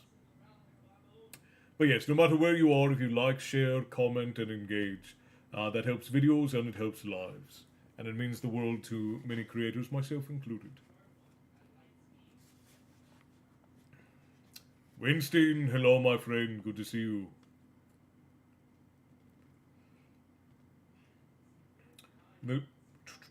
The next day, though the darkness had reached its full and grew no deeper, it weighed heavier on men's hearts, and a great dread was on them. Ill news came soon again. The passage of Anduin was won by the enemy. Faramir was retreating to the wall of Pelennor, rallying his men to the causeway forts, but he was 10 times outnumbered. If he wins back at all across the Pelennor, his enemy will be on his heels, said a messenger. They have paid dear for the crossing, but less dearly than we have hoped. The plan has been well laid. It is now seen that in secrecy they have been building floats and barges in great number in East Osgiliath. They swarmed across like beetles, but it is the black captain that defeated us. Few will stand and abide even the rumour of his coming. His own folk quail at him, and they would slay themselves at his bidding. Then I am needed there more than here, said Gandalf, and rode off at once, and the glitter of him faded soon from sight. And all that night Pippin alone and sleepless stood upon the wall and gazed eastward.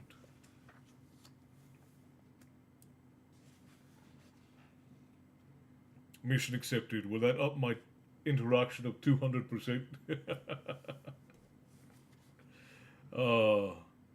I don't know, Matt. I don't know.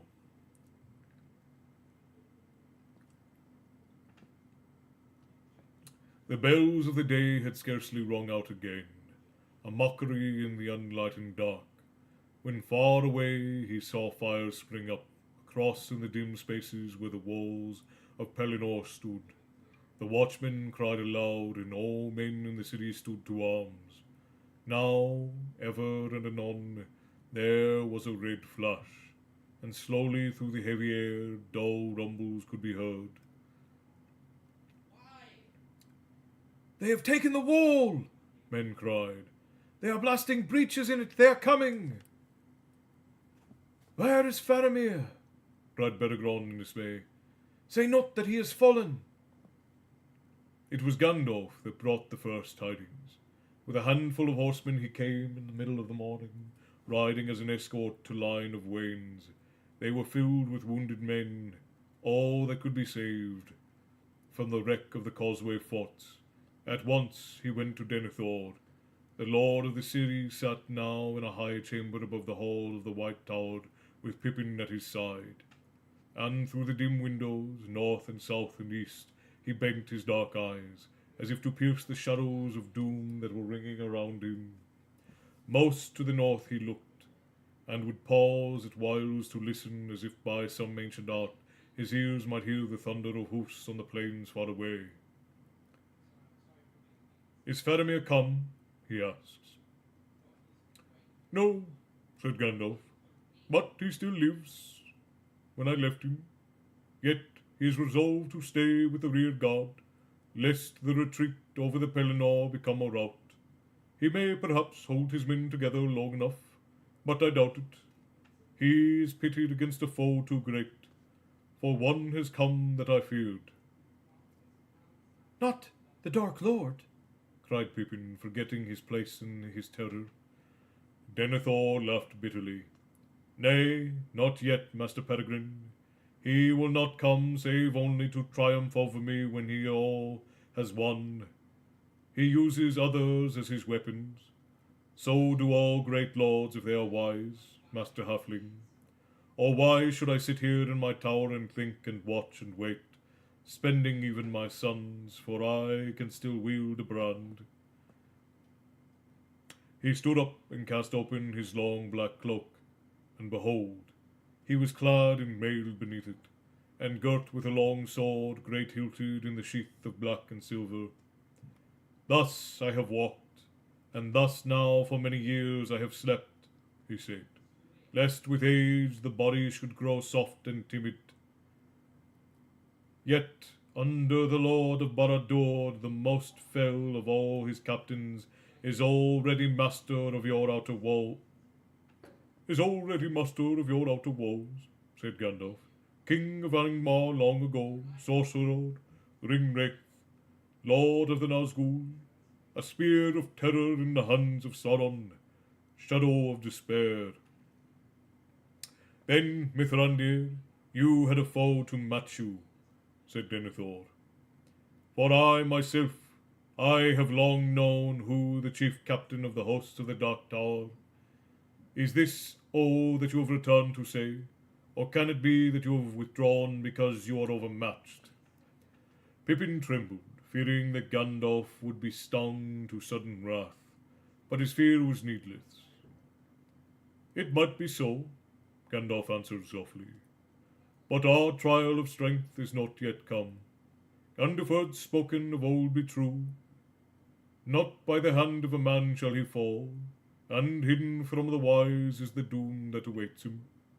However that may be, the captain of despair does not press forward yet.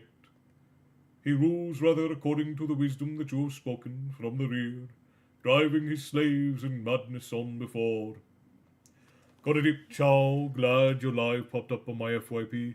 Kanilu, I'm so glad that you could join us, and I hope that we will see you for another story time again sometime. We do this every Tuesday, Thursday, and Sunday at 5:30 p.m. Pacific Standard. So I look forward to seeing you back, and if we do not, it was very lovely to have you, and I hope that your time in the tavern will forever be held dear to you. And until then, have a wonderful rest of your day.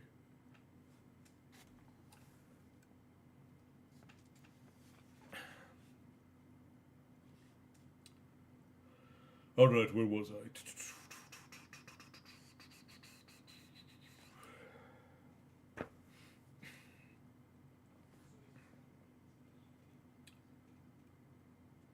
Nay, I came rather to guard the hurt men that can be healed, for their Ramas is breached far and wide, and soon the host of Morgul will enter at many points. And I came chiefly to say this: soon there will be a battle on the fields. A sortie must be made ready. Let it be mounted men, in them lies our brief hope. For in one thing only is this enemy still poorly provided. He has few horsemen. And we may have also few. Now would the coming of Rohan be in the nick of time, said Denethor. We are likely to see other newcomers first, said Gandalf. Fugitives of Caer Andos have already reached us. The Isle has fallen. Another army is coming from the Black Gate, crossing from the northeast. Some have accused you, Mithrandir, of delighting to bear ill news, said Denethor. But to me it is no longer news. It was known to me ere nightfall yesterday. As for the sortie, I had already given thought to it. Let us go down. Time passed. At length, watchers on the walls could see the retreat of the outcompanies. Small bands of weary and often wounded men came first with little order. Some were running wildly as if pursued. Away to the eastward the distant fires flickered, and now it seemed that here and there they crept across the plain. Houses and barns were burned. Then from many points little rivers of red flame came hurrying on, winding through the gloom, converging towards the line of broad road that led from the city gate to Osgiliath. The enemy, men murmured. The dike is down. Here they come, pouring out of the breaches. And they carry torches, it seems. Where are our own folk? It drew now to evening by the hour, and the light was so dim that even far-sighted men upon the citadel could discern clearly little out upon the fields, save only the burnings that ever multiplied, and the lines of fire that grew in length and speed. At last, less than a mile from the city, a more ordered mass of men came into view, marching, not running, still holding together. Occultist Chroma, welcoming. Thank you for the follow. Welcome to the tavern, my friend. I'm sorry, Esther and John. Esther, thank you for the stars, and John, thank you for the stars over on Facebook. Very kind of you, my friends. Tips to the tavern keeps are always appreciated. Hello, tavern guests, lord and lady. I've arrived at last. I've been getting turkey and chickens cooled off with water and some mud puddles. Well, very good. I hope that you're enjoying your 4th of July, your Independence Day. And I hope that you are having a great meal and feast to go along with it.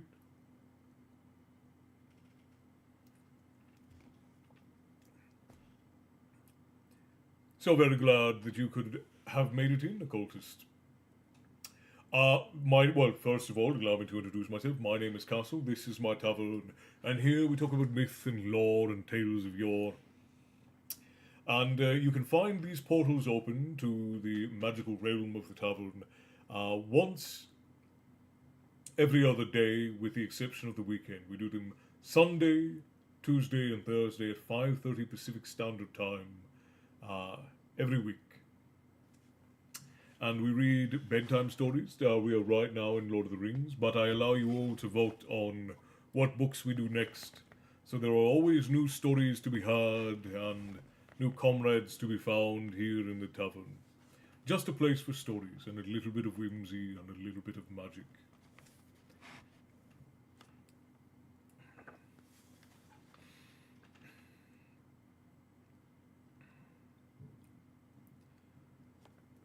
Where was I?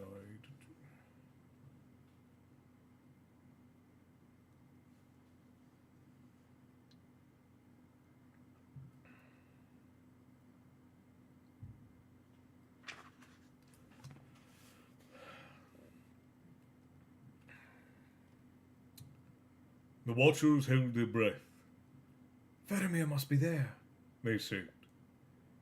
He can govern man and beast. He will make it yet.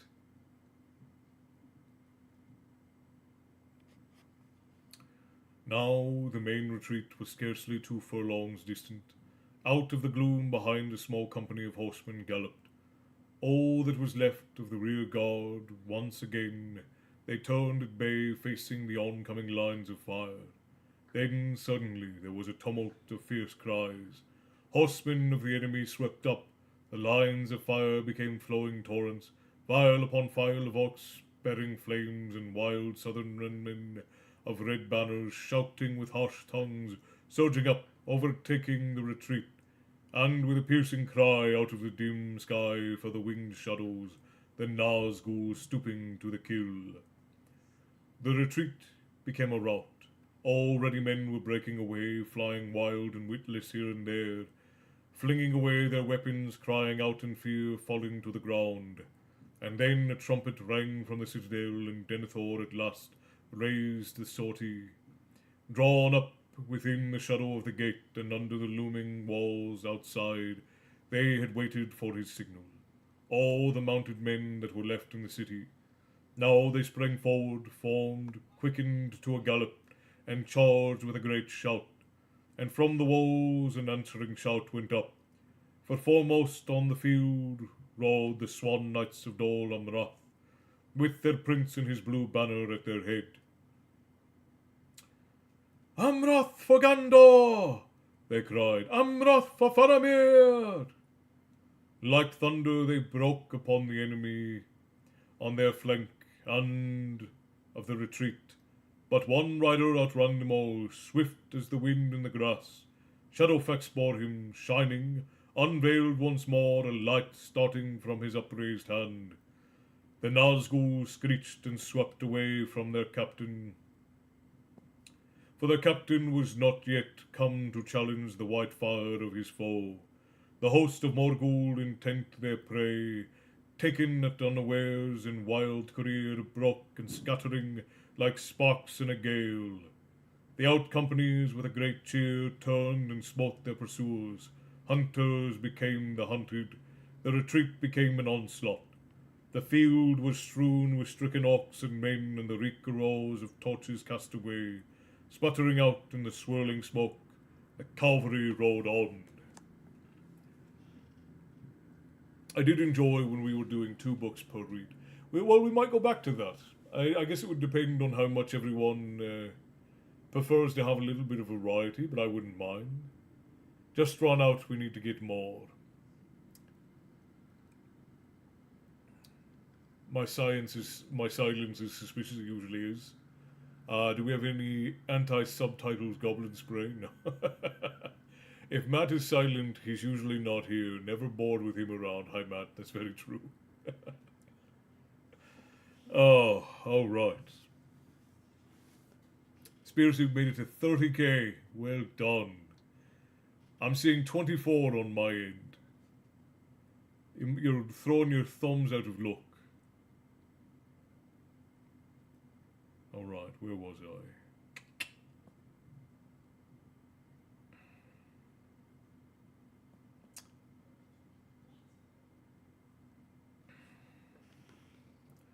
But Denethor did not permit them to go far. Though the enemy was checked and for the moment driven back, great forces were flowing in from the east. Again the trumpet rang, sounding the retreat. The cavalry of Gondor halted. Behind their screen, the out companies reformed. Now steadily they came marching back. They reached the gate of the city and entered, stepping proudly, and proudly the people looked on them and cried their praise. And yet they were troubled in heart, for the companies were grievously reduced. Faramir had lost a third of his men, and where was he? Last of all he came. His men passed in, the mounted knights returned, and at their rear the banner of Dol Amroth and the prince, and in his arms, before him on his horse, he bore the body of his kinsman, Faramir, son of Denethor, found upon the stricken field. Faramir! Faramir! Men cried, weeping in the streets, but he did not answer. And they bore him away up the winding road to the citadel and his father, even as the Nazgul had swerved aside from the onset of the White Rider. There came flying a deadly dart, and Faramir, as he held at bay a mounted champion of Harad, had fallen to the earth. Only the charge of Dol Amroth had saved him from the red Southland sword that would have hewed him if he lay there. The Prince Amril brought Faramir to the White Tower and said, "Your son has returned, Lord, after great deeds." And he told all that he had seen. But Denethor rose and looked on the face of his son and was silent. Then he bade them make a bed in the chamber and lay Faramir upon it and depart.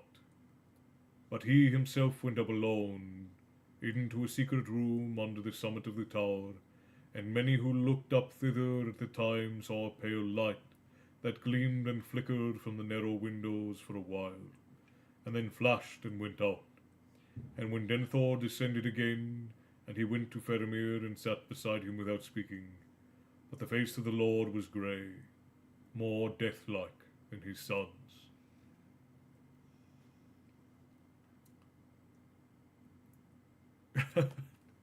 You two are incorrigible, but we do have a whole hour left of stories, so I think you guys will make it. And again, you can feel free to harass your fellow watchers to join you in spam liking if you like. Alright, where was I?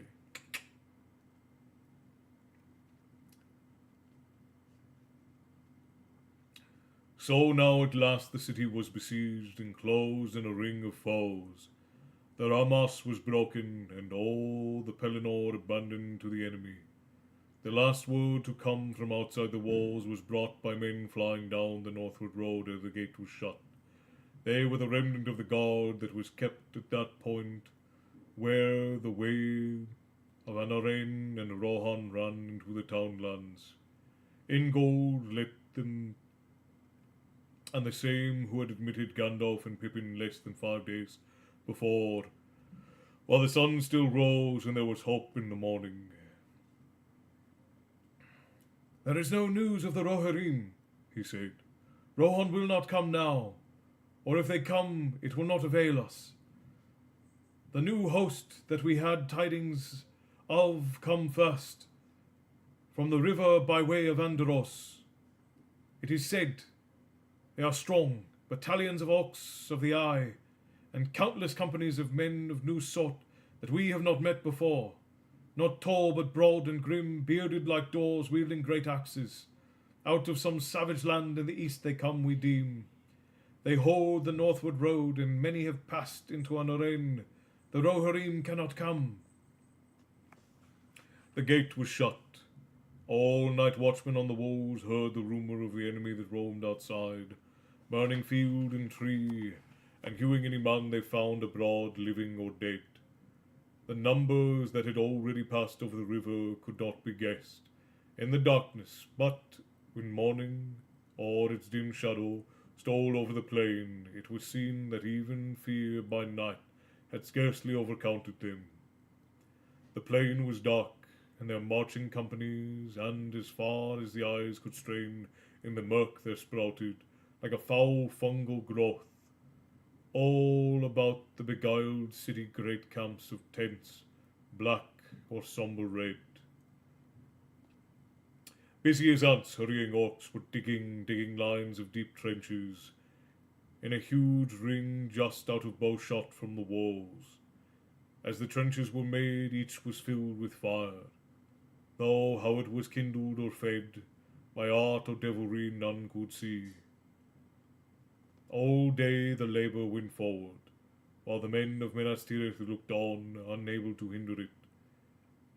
And as each length of trench was completed, they could see great wains approaching, and soon yet more companies of the enemy were swiftly setting up, each behind the cover of a trench, great engines for casting missiles.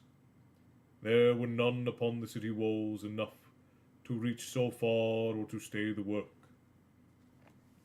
At first, men laughed and did not greatly fear such devices, for the main wall of the city was great of height and marvellous of thickness, built ere the power and craft of Numenor waned in exile, and its outward face was like the tower of Orthanc, hard and dark, smooth and unconquerable by steel or fire, unbreakable except by some convulsion that would rend the very earth on which it stood.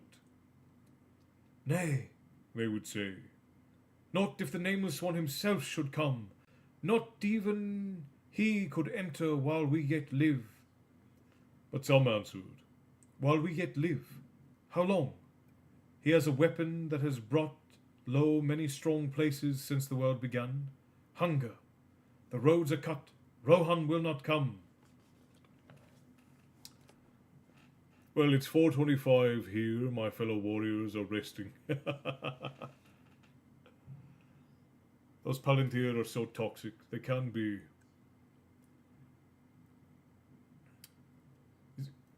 Yeah, it is quite early in the morning. You're definitely working hard so early in the morning, Spearsy. And it is appreciated. You are putting in a respectable effort.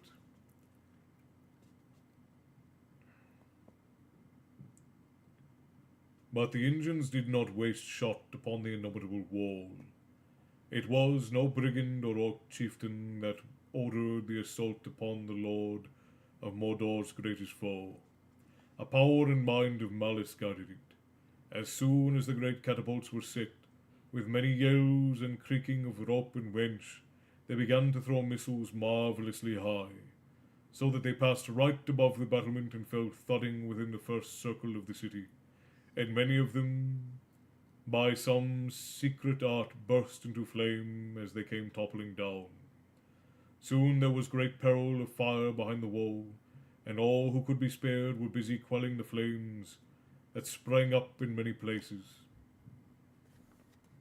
Then among the great casts fell another hail, less ruinous but more horrible. All about the streets and lanes behind the gate it tumbled down, small round shot that did not burn, but when men ran to learn what it might be, they cried aloud or wept, for the enemy was flinging into the city all of the heads of those that had fallen fighting in Osgiliath, or on the Ramus, or in the fields. They were grim to look on, for though some were crushed and shapeless, and some had been cruelly hewn, yet many had features that could be told, and it seemed that they did and had died in pain, and all were branded, like the foul tokens of the lidless eyes. But marred and dishonoured as they were, it often chanced that thus a man would be seen again, the face of someone that he had known, who had walked proudly once in arms and tilled the fields, or ridden in upon a holiday from the green vales of the hills. In vain men shook their fists at the pitiless flows that swarmed before the gate. Curses they heeded not, nor understood the tongues of western men, crying with harsh voices like beasts and carrion birds. But soon there were few left in Minas Tirith who had the heart to stand up and defy the hosts of Mordor. For yet another weapon, swifter than hunger, the Dark Lord of the Tower had, dread and despair.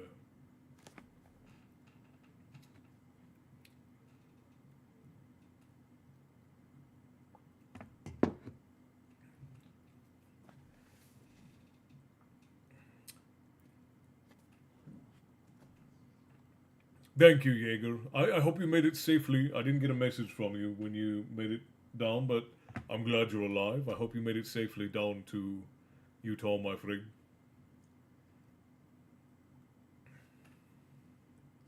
And happy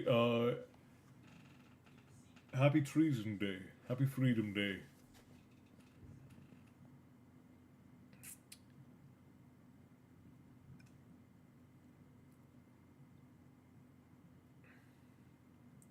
The Nazgul came again, and their dark lord now grew and put forth his strength, so their voices, which uttered only his will and his malice, were filled with evil and horror. Ever they circled above the city like vultures that expected their fill of doomed men's flesh. Out of sight they shot and flew, and ever yet were present, and their deadly voices rent the air. More unbearable they became, not less. At each new cry, at length even the stout-hearted would fling themselves to the ground as the hidden menace passed over them, and they would stand, letting their weapons fall from nerveless hands, while into their minds a blackness came, and they thought no more of war, but only of hiding, or of crawling, and of death. During all this black day, Faramir lay upon his bed in the chamber of the White Tower, wandering in desperate fever. Dying, someone said, and soon dying all men were saying upon the walls and in the streets. And by him sat his father and said nothing, but watched and gave no longer any heed to the defence. No hours so dark had Pippin known, not even in the clutches of the Orcai. It was his duty to wait upon the Lord, and wait he did, forgotten it seemed, standing by the door of the unlit chamber, mastering his own fears as best he could. And as he watched, it seemed to him that Denethor grew old before his eyes, as if something had snapped in his proud will, and his stern mind was overthrown. Grief maybe had rotted, and remorse. He saw tears, that once tearless face, more unbearable than wrath. Do not weep, Lord, He stammered. perhaps he will get well. Have you asked Gandalf? Comfort me not with wizards, said Denethor. The fool's hope has failed. The enemy has found it, and now his power waxes. He sees our very thoughts, and all we do is ruinous. Well, it is Treason Day, that's what it is. Look, I can't deny being from Europe. It was a great day of treason, and a great day to celebrate freedom as well.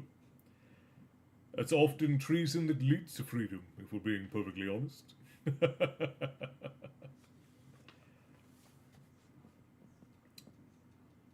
I sent forth my son, unthanked, unblessed, into needless peril, and here he lies with poison in his veins. Nay, nay, whatever may now betide a war, my line too is ending. Even in the house of the stewards has failed. Mean folk shall rule the last remnant of the kings of men, lurking in the hills until all are hounded out. Men came to the door crying for the lord of the city. Nay, I will not come down, he said. I must stay beside my son. He might still speak before the end, but that is near. Follow whom you will, even the grey fool. Though his hope has failed, here I stay. So it was that Gandalf took command of the last defence of the city of Gondor. Wherever he came, men's hearts would lift again, and the winged shadows pass from memory. Tirelessly he strode from citadel to gate, from north to south about the wall, and with him went the Prince of Dol Amroth in his shining mail, for he and his knights still held themselves like lords, in whom the race of Numenor ran true.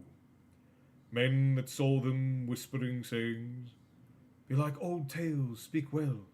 There's elvish blood in the veins of that folk, for the people of Nimrodale dwelt in that land once long ago. and then one would sing amid the gloom some staves of the lay of Nimrodale, or the songs of the Vale of Anduin out of the vanished years. And yet, when they had gone, the shadows closed on men again, and their hearts went cold, and the valour of Gondor withered into ash. And so slowly they passed out of a dim day of fears into a darkness of desperate night. Fires now raged unchecked in the first circle of the city, and the garrison upon the outer wall was already, in many places, cut off from retreat. But the faithful who remained there at their posts were few. Most fled beyond the second gate. Far behind the battle the river had been swiftly breached, and all day more force and gear of war had poured across. Now at last, in the middle of the night, the assault was loosed. The vanguard passed through the trenches of fire, by many devious paths that had been left between them. On they came, reckless in their loss, as they approached, still bunched and herded, within the range of bowmen on the wall. But indeed, there were too few now left to do them any great damage. Though the light of the fires showed up many a mark of archers of such skill as Gondor once had boasted, they perceived that the valour of the city was already greatly beaten down. The hidden captain put forth his strength. Slowly the great siege towers built in Osgiliath rolled forward through the dark. Messengers came again to the White Tower chamber, and Pippin let them enter, for they were urgent. Denethor turned his head slowly from Faramir's face and looked at them silently. The first circle of the city is burning, Lord, They said, What are your commands? You are still Lord and Steward. Not all will follow Mithrandir. Men are flying from the walls or leaving them unmanned. Why? Why do the fools fly? Said Denethor. Better to burn sooner than late, for burn we must. Go back to your bonfire, and I will now go to my pyre. To my pyre, no tomb for Denethor and Faramir. No tomb. No long, slow sleep of death embalmed. We will burn like heathen kings before ever a ship sailed hither from the west. The west has failed. Go back and burn. The messengers, without bow or answer, turned and fled. Now Denethor stood up and released the fevered hand of Faramir that he had held. He is burning already, he said sadly. The house of his spirit crumbles. Then, stepping softly towards Pippin, he looked down at him. Farewell, he said. Farewell, Peregrine, son of Paladin, your service has been short, and now it is drawing to an end. I release you from the little that remains. Go now and die in what way seems best to you, and with whom you will, even that friend whose folly brought you to this death. Send for my servants and then go. Farewell. I will not say farewell, my lord, said Pippin, kneeling. And then, suddenly, hobbit-like once more, he stood up and looked at the old man in the eyes. I will take your leave, sir, He said, for I want to see Gandalf. Very much indeed. But he is no fool, and I will not think of dying until he despairs of life. But for my words and your service, I do not wish to be released while you live. And if you come at last to the citadel, I hope to be here and stand beside you and earn perhaps the arms that you have given me. Do as you will, Master Halfling, said Denethor, but my life is broken. Send for my servants. He turned back to Faramir. Pippin left him and called for the servants, and they came. 6 men of the household, strong and fair, yet they trembled at the summons. But in a quiet voice, Denethor bade them lay warm coverings on Faramir's bed and take it up. And they did so. Lifting up the bed, they bore it from the chamber. Slowly they paced to trouble the fevered man as little as might be, and Denethor, now bending on a staff, followed them, and last came Pippin. Out from the White Tower they walked, as if to a funeral, out into the darkness, where the overhanging cloud was lit, beneath with flickers of dull, soft red. Softly they paced the great courtyard, and at a word from Denethor, halted beside the withered tree.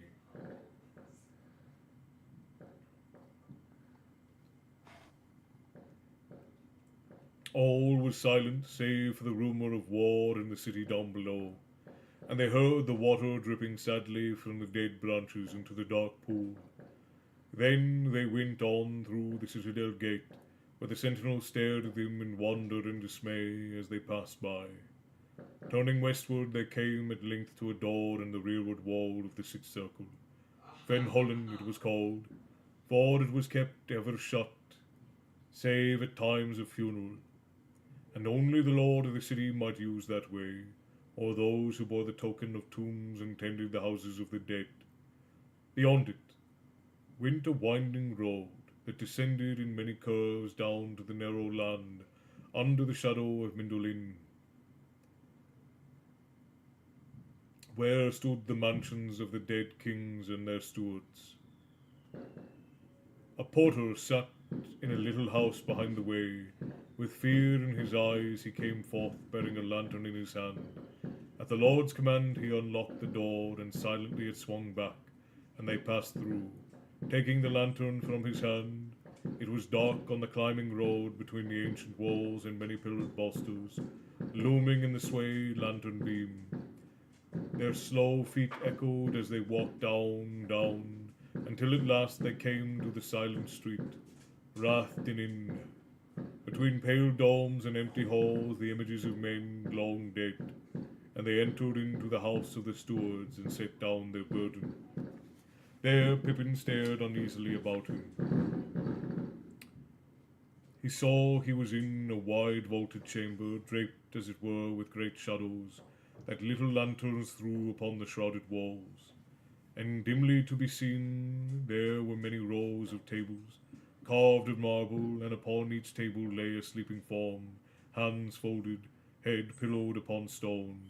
But one table near at hand stood broad and bare. Upon it, at a sign from Denethor, they laid Faramir and his father side by side, and covered them with one covering, and stood then in bowed heads and mourners beside a bed of death. Then Denethor spoke in a low voice. "Here we will wait," he said. "But send not for the embalmers. Bring us wood, quick to burn, and lay it all about us, and beneath, and pour oil upon it. And then I bid you thrust us in a torch. Do this, and speak no more to me. Farewell." "By your leave, lord," said Pippin, and turned and fled in terror from the deathly house. "Poor Faramir. He thought, I must find Gandalf. Poor Faramir. Quite likely he needs medicine more than tears. Oh, where can I find Gandalf? In the thick of things, I suppose. He will have no time to spare for dying men and mad men." At the door he turned to one of the servants who had remained on guard. "Your master is not himself," He said, "Go slow. Bring no fire to this place while Faramir lives. Do nothing until Gandalf comes." "Who is the master of Minas Tirith?" the man answered. "The Lord Denethor or the Grey Wanderer?" "The Grey Wanderer, no one, it would seem," said Pippin, and he sped back and up the winding way as swiftly as his feet would carry him, past the astonished porter, out through the door and on till he came to the near gate of the citadel.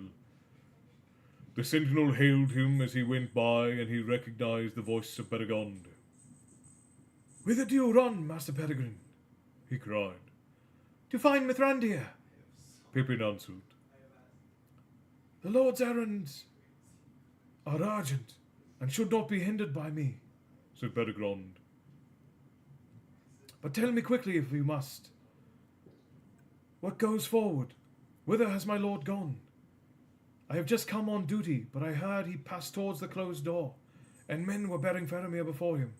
Yes, said Pippin. To the silent street. Beregond bowed his head to hide his tears. They said he was dying, He said. and now he is dead. No, Said Pippin. not yet. And even now his death might be prevented, I think. But the lord of the city, Beregrond, has fallen before his city is taken. He is fey and dangerous. Quickly he told of Denethor's strange words and deeds. I must find Gandalf at once. Then you must go down to the battle. I know. The Lord has given me leave, but Beregrond, if you can, do something to stop any dreadful thing happening. The Lord does not permit those who wear black and silver to leave their post for any cause, save at his own command. Well, then you must choose between orders and the life of Faramir, said Pippin. and for those orders, I think you have a madman to deal with, not a lord. I must run. I will return if I can. He ran on down and down towards the outer city, men flying back from the burning past him, and some, seeing his livery, turned and shouted, but he paid no heed. At last he was through to the second gate, beyond which great fires leaped up between the walls, yet it seemed strangely silent. No noise or shouts or of battle or din of arms could be heard. But then suddenly there was a dreadful cry and a great shock, and a deep echoing boom, forcing himself on against a gust of fear and horror that shook him almost to his knees. Pippin turned a corner, opening on the wide place behind the city gate. He stopped dead. He had found Gandalf, but he shrank back, cowering into a shadow. Hi, Bethany, good to see you. Welcome in. Ever since the middle of the night, the great assault had gone on. The drums rolled to the north and to the south. The company lay of the enemy pressed to the walls. There came great beasts, like moving houses in the red, fitful light. The Mumakil of the Harad dragging through their lanes amid the fires and huge towers and engines. Yet their captain cared not greatly for what they did, or how many might be slain. Their purpose was only to test the strength of the defence, and to keep the men of Gondor busy in many places. It was against the gate that he would throw his heaviest weight. Very strong it might be, wrought of steel and iron, and guarded with towers and bastions of indomitable stone. Yet it was the key, the weakest point in all that high, impenetrable wall. The drums rolled louder, fires leapt up, great engines crawled across 100 feet in length, swinging on mighty chains. Long had it been forging in the dark smithies of Mordor, and its hideous head, founded of black steel, was shaped in the likeness of a ravening wolf. On it spells of ruin lay. Grond they named it, in memory of the hammer of the underworld of old. Great beasts drew it, orcs surrounded it, and behind walked mountain trolls to wield it. But about the gate resistance was stout, and there the knights of Dol Amroth and the hardiest of the garrison stood at bay. Shot and dark fell thick, siege towers crashed, or blazed suddenly like torches. All before the walls on either side of the gate, the ground was choked with wreck and the bodies of the slain. Yet still, as by a driven madness, more and more came up. Grond crawling on. Upon its housing no fire would catch, and through now again some great beast hold it, it would go mad and spread stamping ruins among the orcs, innumerable that guarded it. Their bodies were cast aside from its path, and others took their place. Gron crawled on. The drums rolled wildly. Over the hills of slain, a hideous shape appeared, a horseman, tall, hooded, cloaked in black. Slowly trampling the fallen, he rode forth, heeding no longer any dart. He halted and held up a long pale sword, and he did so, a great fear fell on all. Defender and foe alike, and the hands of men drooped to their sides, and bowstrings sang. For a moment all was still. The drums rolled and rattled. With a vast rush, Grond was hurled forward with huge hands. It reached the gate. It swung. A deep boom rumbled through the city like thunder running in the clouds. But the doors of iron and posts of steel withstood the stroke. Then the black captain rose in the stirrups and cried aloud in a dreadful voice, speaking in some forgotten tongue words of power and terror to rend both heart and stone. Thrice he cried, thrice the great ram boomed, and suddenly upon the last stroke the gate of Gondor broke. As if stricken by some blasting spell, it burst asunder, and there was a flash of searing light, and the doors tumbled in riven fragments to the ground. Arbin and Sea Knight, welcome and thank you for the follows. Welcome to the tavern, my friends. Captain, hello, I'm glad you could make it in. I hope you and the rest of the family had a wonderful freedom evening. Fireworks are still going on? Oh, they still are. We still have them. They've been going for a solid hour or so now. We've had a good run. In rode the Lord of the Nazgul, a great black shape against the fires beyond he loomed up, grown to a vast menace of despair. In rode the Lord of the Nazgul under the archway that no enemy ever yet had passed, and all fled before his face, all save one. There, waiting, silent and still in the space before the gate, sat Gandalf upon Shadowfax. Shadowfax, who alone among free horses on the earth endured the terror unmoving, steadfast as graven image in Rath Dinen. You cannot enter here, said Gandalf, where the huge shadow had halted. Go back to the abyss prepared for you. Go back, fall into nothingness that awaits you and your master. Go! The Black Rider flung back his hood, and behold, he had a kingly crown, and yet upon no head visible was it set. The red fire shone between it, and the mantled shoulders vast and dark. From a mouth unseen there came a deadly laughter. Old fool, he said, old fool, this is my hour. Do you not know death when you see it? Die now and curse in vain. And with that he lifted high his sword, and flames ran down the blade. Gandalf did not move, and in that very moment, away behind in the courtyard of the city, a cock crowed. Shrill and clear he crowed, reckoning nothing of wizardry or ward, welcoming only the morning that in the sky afar above, the shadows of death was coming with the dawn. As if in answer there came from far away another note. Horns, horns, horns. In dark Mandoloin's sides they dimly echoed. Great horns of the north, widely blowing. Rohan had come at last. And so ends Chapter 4 of The Return of the King. Psych, good to see you, my friend. When you see this, comment, read up. 50k I was at. You hit 50k already? It's showing 25 for me, so it hasn't yet shown up for me, but it'll tell me when the stream is over what we hit. It would have been very cool imagery to see on the screen. Milu, hello, good evening. Oh, you already came in. What am I saying? Yeah, my brain isn't functioning. Scroll up. 38. Now it says 24. 24. The live is weird. I got it up what I wanted, and I'm actually so sad. So, okay, I see what you're saying.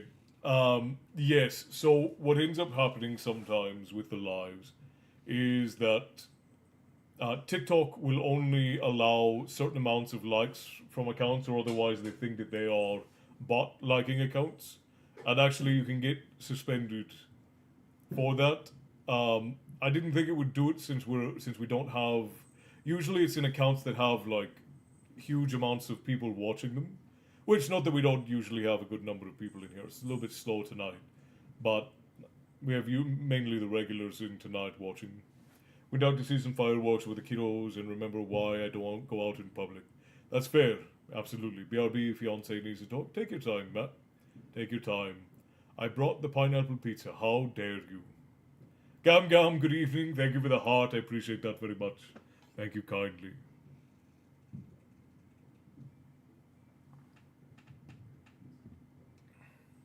Well, a deal is a deal. Did you ever go and join the guild, Spearsy?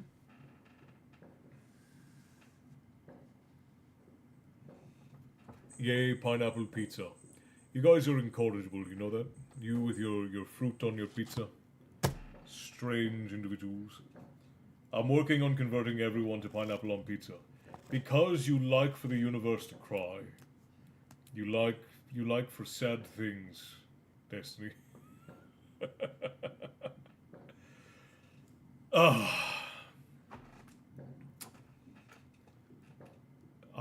Let's see, where was I? It's the salt and sweet.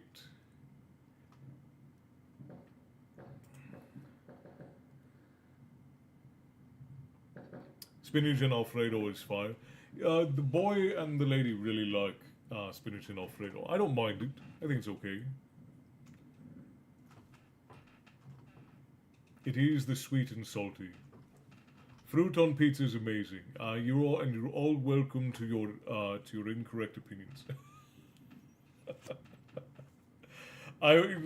Look. One of these days I need to join the guild. Well, Christy, if ever you are wanting to do so, just shoot me a message, and I will help you to get in.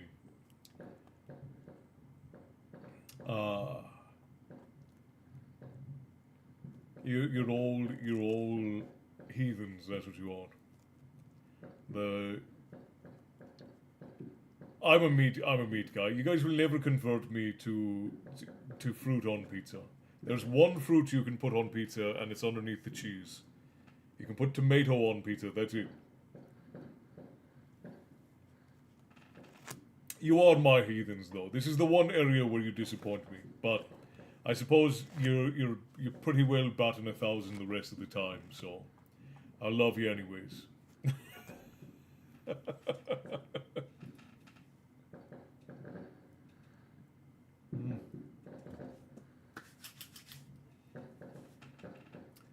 It's only pineapple for me, if even that. Like strawberries or apples, yucky sounding. Yeah, I don't like sweet because the tomato sauce is sweet. You've got a little bit of sweet and a little bit of sour in the tomato sauce. No, dessert pizza is different though, Emma. That's an entirely different thing. It's a dessert pizza. So it's not actually a pizza in the strictest sense. But I see. Yeah, there are all kinds of different dessert pizzas. Like it's a pizza, so it's like pastry dough or something if they like, and they'll make big cookies out of them, or they will make like cinnamon rolls, cinnamon buns, things like that. Dessert pizzas are alright because it's not actually pizza. When we're talking about the traditional pizza with cheese and tomato sauce and garlic and things like that, pineapple juice can be used in marinades for meat, but pineapple on its own overpowers everything, in my opinion. So if you put pineapple on pizza, then there's no point in eating the pizza, because all you're going to taste is the pineapple.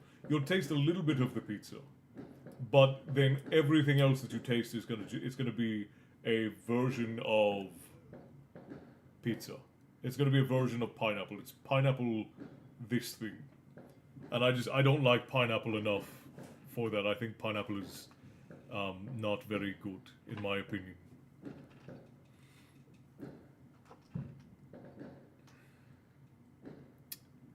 Shadow Dancer, thank you for the follow. Welcome to the tavern, my friend. Desserts on traditional pizzas. Sorry for that imagery. Massively gross on it. Yeah, if you were putting like cheesecake on cheese pizza, no, that'd be terrible. I do pineapple sausage pizza. I suppose that might make it more salty, but pineapple is just so overpowering for me. Like there are some things I don't eat it with anything. Like if it's all you're going to taste, then I just don't do that. We do a pineapple brown sugar glaze. I mean, see, and that's fine. Pineapple brown sugar glaze is fine because the acid in the pineapple will tenderize the meat, so that's fine. Like that works. And when you bake it, then a lot of the acid in the pineapple will bake off, so you'll end up more with just the sugar from the pineapple and not the other thing. We actually do have cheesecake. We got the boy cheesecake for his birthday. Pineapple, pepperoni, black, olive. I see that. I can't get on board with it. Oh look, the ads are back.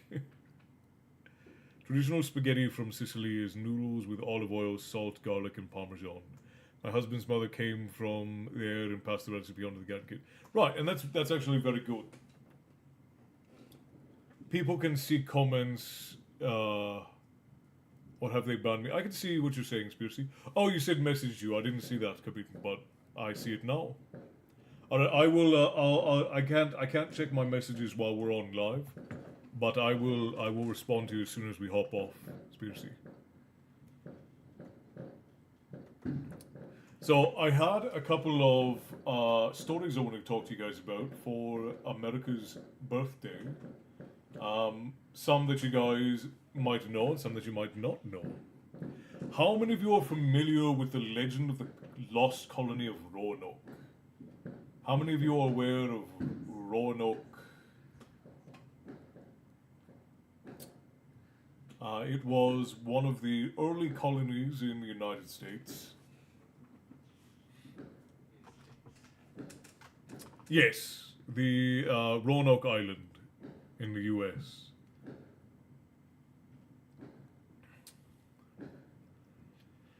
It was settled in, I believe, 1580s.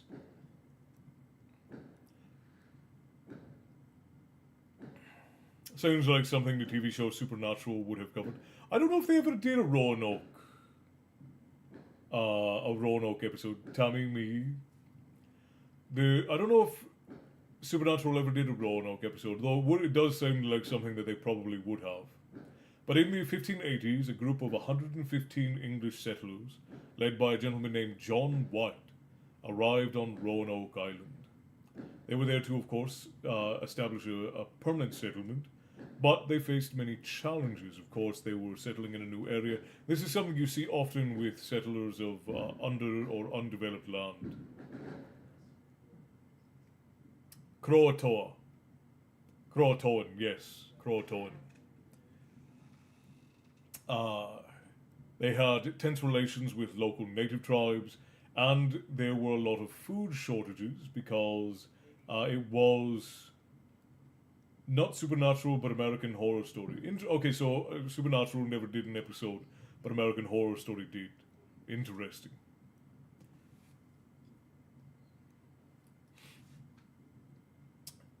So, John White came to help and settle this. But while John White was there, he had to return to England for supplies and was delayed by 3 years by the Anglo-Spanish War. And when he finally returned, I think it was in the 1590s, might have been exactly 1590 when he came back, he found that the colony had been entirely deserted, and there was only one word carved into a post, and it was Croatoan. Croatoan, and then carved into a tree nearby were the letters CRO. and no one ever found out what happened to the colonists in that area. Now, it's believed that famine struck them and they all just sort of abandoned the settlement, and some assimilated in with local tribes, and some just ran away and tried to save themselves. But we don't know. We don't know what happened. There are a lot of theories that go along with it. Yes, that's all fireworks behind me, Milo. Not exactly accurate, very loosely based, I believe. Supernatural did that. The Croatoan, they did a whole season run. Did they really? Maybe more. It was later seasons. I stopped watching in season 9, I think. They got a little bit redundant when they got into the angels and demons thing. The story just felt like it was on repeat. I didn't know how many more times I could deal with Sam and Dean dying and then being resurrected again.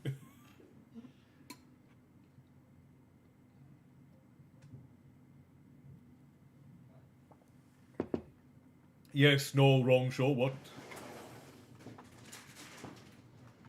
Is Everett home? Everett is indeed home. Oh, okay.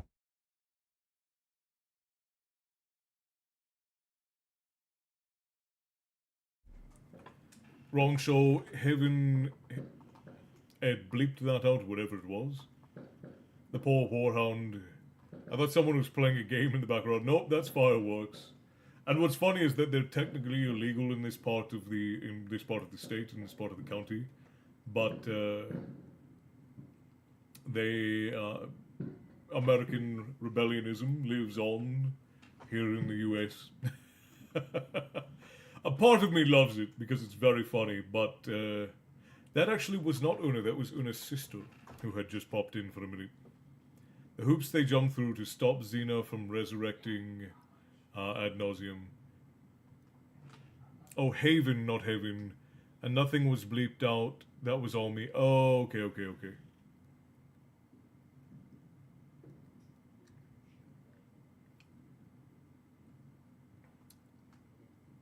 It's only illegal if you get caught. That's what we say in Ireland, anyways. That's what Irish rebels have been saying for years. It's only illegal if you get caught. So, with that, here's something that I find to be fascinating. We talked about this a little bit in the beginning. Another interesting story from the early years of the US in the 1690s. We had a famous atrocity, if you will, in the Salem witch trials, where many dozens of people were executed under the suspicion of being witches. But what sparked it all off was when, in 1662, there was a death of an 8-year-old girl named Elizabeth Kelly. And it led to accusations against several women. And when the most notable case was two people, Rebecca and Nathaniel Greensmith, I believe.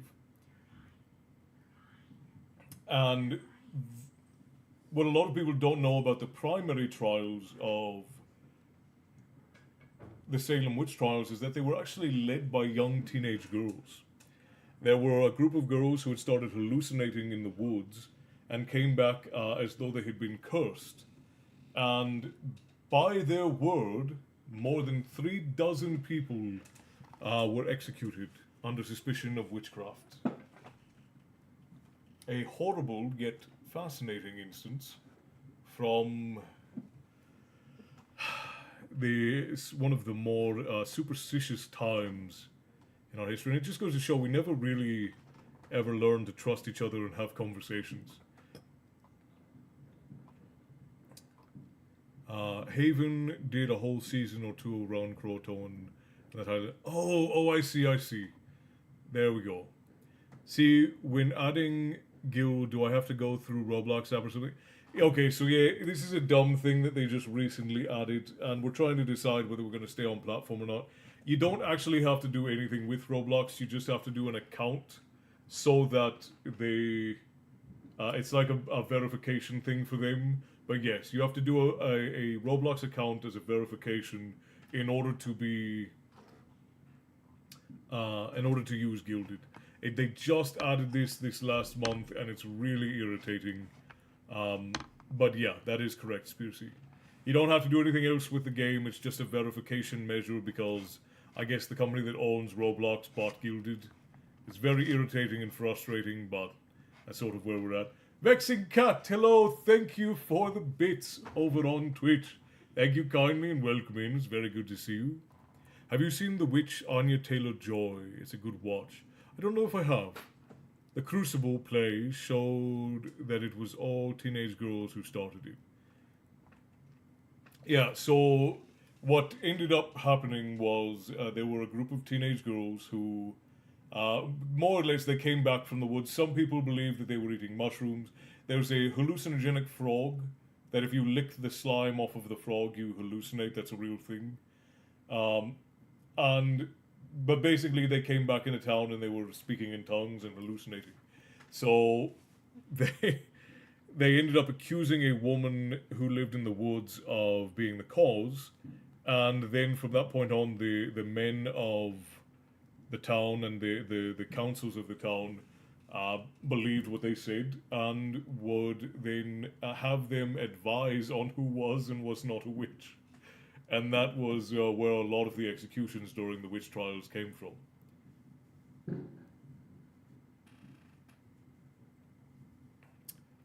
Matt, thank you for the follow. Welcome in. Oh, right. It may have also been barley. There are some who believe that it was mushrooms, some who believe that it was frogs. You're right, Bears. The ones that happened in Salem might have been due to barley bacteria. Batblade, thank you for the follow. Welcome in. Very glad to have you. Welcome to the tavern. TV shows and plays can be historically informative. They're usually inaccurate, but then again, so is most history and academia tends to be very biased in its own right.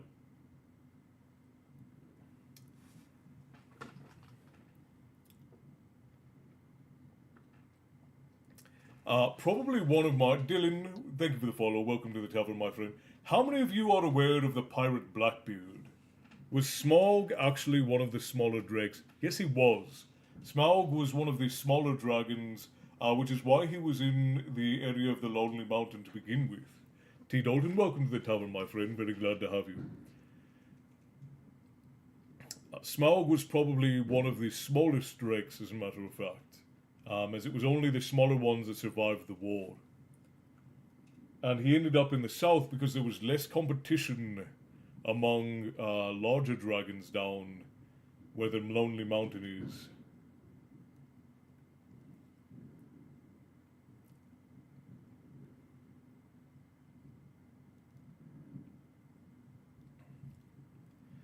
So, Blackbeard was a pirate from the mid-1600s who was named Edward Teach, and he was infamous. And he's gone on to inspire a plethora of things. Zach, Brown Miller, and Don, thank you for the follows, my friends. Welcome to the tavern. Very glad to have you. Happy Independence Day to all my American friends. Motor Soldier, thank you for the follow. Welcome in. I think I just joined the guild. Well, let me give a check.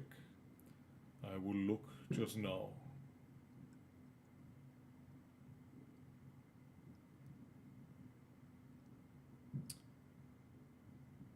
I don't see anything just yet, Spearsy, but if you... The real-life Captain Hook is more interesting to me. That's true, there is a real-life Captain Hook story as well. Well, the reason why I bring up Blackbeard... So Blackbeard was, of course, well known for his black beard, but he was also well known for his antics. He would put burning wires in his beard when they would raid and invade, so that it looked like his face was on fire, and it would strike fear into the hearts of those who they were invading. And part of that is truth, and part of it is fantasy. Some of it is, of course, embellishment over time. Roll Tide and LB, thank you for the follow. Welcome to the tavern. Otter Soldier, you have a wonderful night as well. I hope that you stumble back through the magic portals into the tavern again sometime. And Zach Brown Miller, thank you for the roses, my friend. Thank you kindly. Tips to the tavern creep are always appreciated. And could you describe exactly what dragon sickness is? Is it just madness from gold? I'm Just Kirk. Thank you for the follow. Welcome to the tavern, my friend. So, dragon sickness is based off of the curse from Norse mythology. So, in Norse mythology, the dragon Fafnir was originally a dwarf, and his father who is the king of the dwarves, his father came into a great hoard of wealth at the behest of Odin and Loki, and it was stolen from another dwarf called Andvari.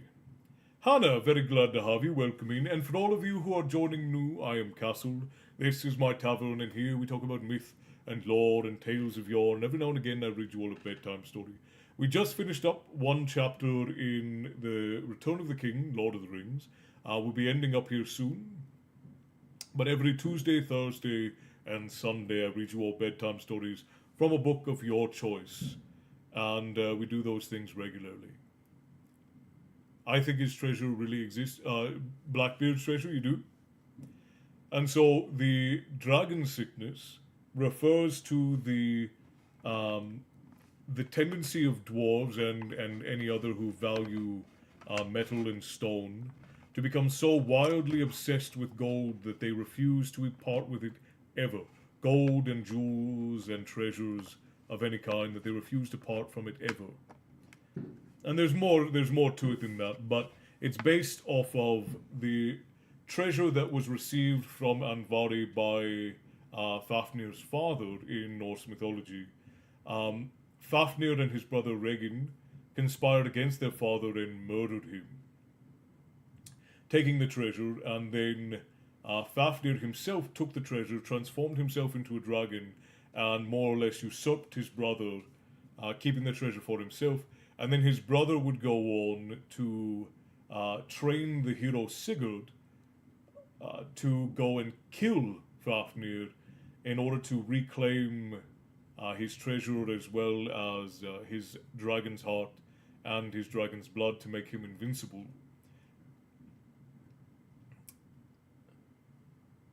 Yes, Tolkien was a foremost scholar in Anglo-Saxon, Norse letters as well as Finnish myth.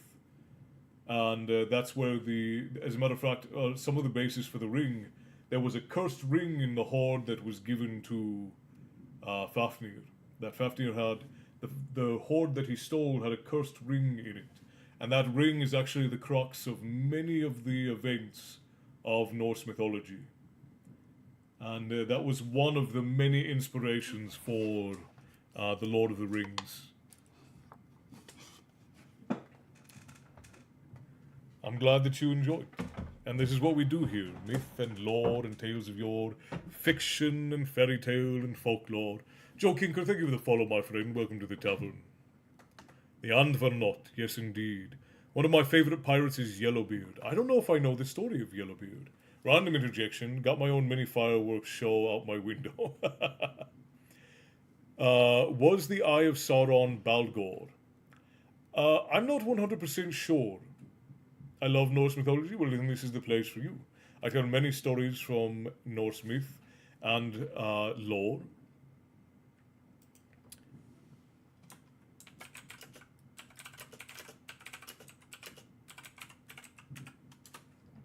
I just realized I didn't have my YouTube channel. Okay, nothing was coming in over there. That's fine. But anyways, Nathan Detroit Edmondson, thank you for the follow. Welcoming Fafnir as immortalized by Apocalypse Now.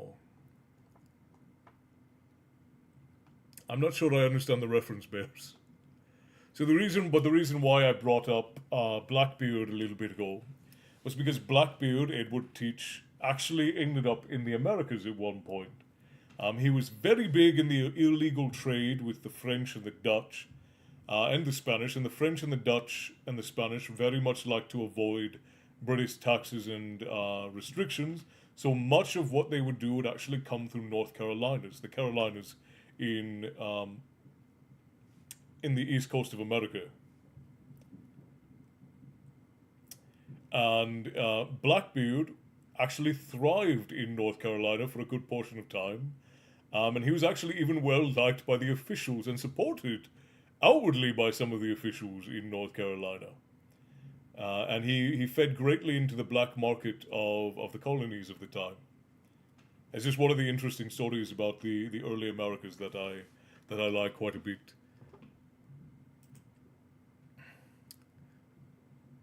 Aelioric, thank you for the follow, my friend. Welcome to the tavern. Very glad to have you.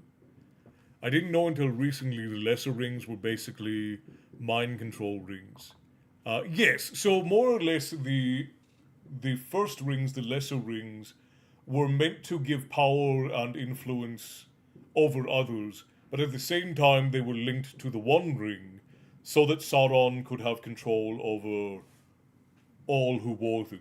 And for the men, for the 9 rings that were given to men, it worked, and they became the ring wraiths. For the 7 that were gifted to the dwarves, it didn't really work. For some of them, it did, but the dwarves were much sturdier because they were made of stone.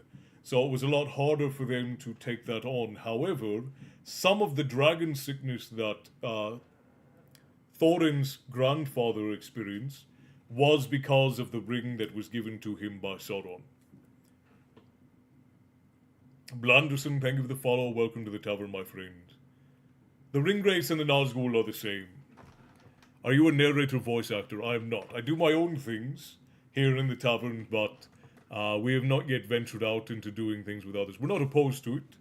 I would very much be willing to work with other creators and storytellers. It's just not something we've really explored all that much. But I do a lot of my own things here. And it didn't work with the elves. Well, and because the 3 rings were not made by Sauron. So the 3 rings that were made by the elves were actually made in secret by Celebrimbor, back before Ergion fell. So the 3 rings wielded by the elves are actually made just followed. Glad I found you. Very glad that you came in, T-Dot. And again, my name is Castle. This is my tavern, and here we talk about myth and lore and tales of yore. And I make bedtime stories that we do on live. We just finished up bedtime stories. And then I also tell stories in video form. We have YouTube, we do short videos and all of the other things. And I also do reading recordings over on my channel, Endless Epic. And you are all welcome to... By the way, I don't know if I've ever said this, but if any of you ever have requests for videos that you would like or stories you would like me to tell, you're welcome to. And you can send me requests at any time. The ring influence didn't work on the elves, but the influence of Sauron did. Sauron actually influenced the elves to make the rings because the rings were actually made by Celebrimbor. And then the One Ring was forged in the cracks of doom by Sauron.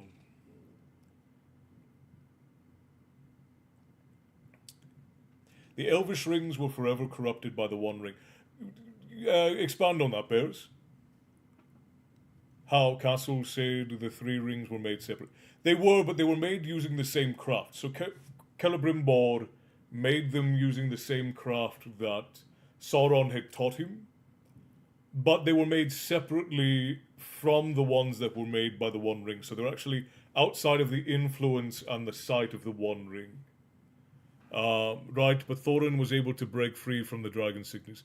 Thorin was not able to break free from the dragon sickness. He actually died in The Hobbit as a result of the dragon sickness, but he died with honor fighting the orcs. John, thank you for the stars over on Facebook, my friend. I appreciate those very much. Some say he poured all his hate and malice into that ring. I don't know, maybe he was just cranky that day. That is a fair point.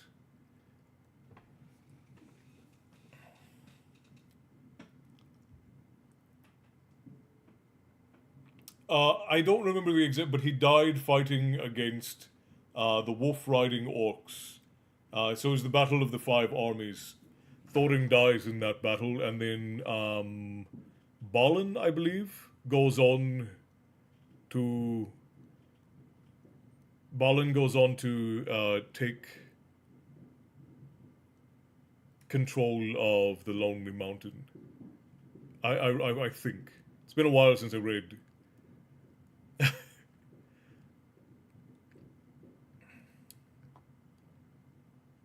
Thorin does repent on his deathbed. He does apologize to Bilbo, and he apologizes to his kindred. Do you think that this Eye of Sauron is based on Baelor? Oh, Baelor from Celtic mythology. Perhaps. There might be some influence of that there. A lot of the prospect of Sauron actually has to do with the ever watchful eye of Odin, and how Odin became corrupted over time and so deeply entrenched in the ideas of keeping control of things that it ended up leading to doom. So there was a lot of that. But there might also be some of the idea of Baelor thrown in there as well. There's nothing in Tolkien's notes that say that, but obviously he took reference and inspiration from a lot of mythology. So, but thank you for the follow. Welcome to the Tavern, my friend. Very glad to have you. So could you explain, is the Arkenstone the same thing that it corrupts the... The Arkenstone is something that gets very, very little explanation. The Arkenstone gets very little explanation in Tolkien's writings. It's just a precious, rare stone that was found deep within the Lonely Mountain. There's not a lot of description as to what it is. Is it true Faramir is the only person to resist the ring? I thought I read it, but it's been a minute. No. So Faramir does resist the ring, but he's also never offered it. The only person to ever resist the ring, as far as we know, is Tom Bombadil. Tom Bombadil is the only one to resist the temptation of the ring outwardly. But we also have Galadriel resisting the temptation of the ring, Gandalf resisting the temptation of the ring, and then Samwise resisting the temptation of the ring. At least by what Tolkien wrote. Oh, and Aragorn, yes. Well, Aragorn, well, yeah, I guess we can count Aragorn there as well, Spearsy. That's fair enough. That's fair enough.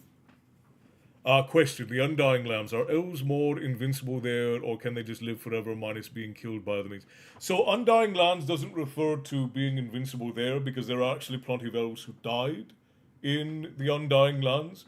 Actually, during the Doom of Mandos, many of the sons of Fëanor actually fought the sons of Elwing and killed them during their flight from to chase after Melkor when he stole the Silmarils.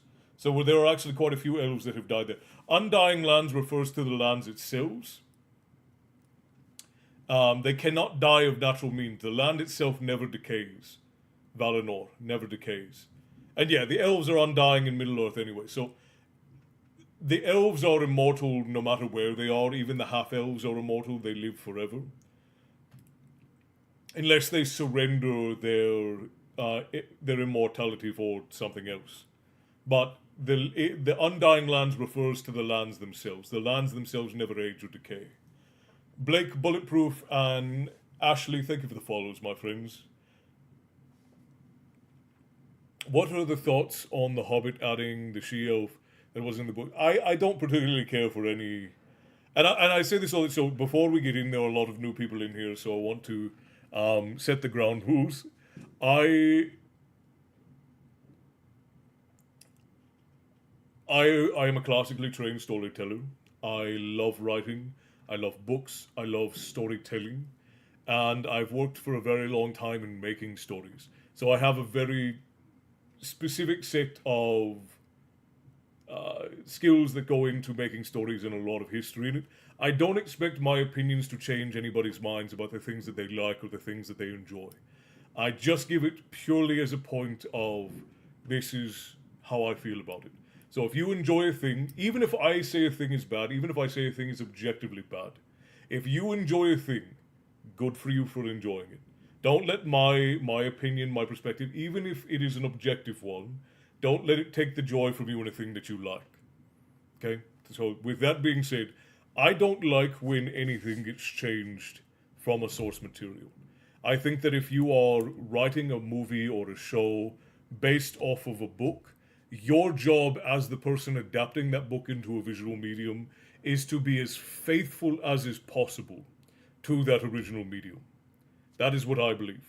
I think that that is what should be done. I think you should take that thing and pay respect to it in the way that you pay respect to that and you add to the legacy of that thing is to interpret it as faithfully as you can. And we just don't see that nowadays. So I don't think that adding the she-elf to the story added anything to it. If anything, it just was a weird ploy to try and get people attached to Feely and Keely before they died, which I didn't enjoy. I didn't like that they. That is a cheap way to draw attachment to characters out of people. Captain Coulter, we actually already finished reading. We're having a bit of a discussion now.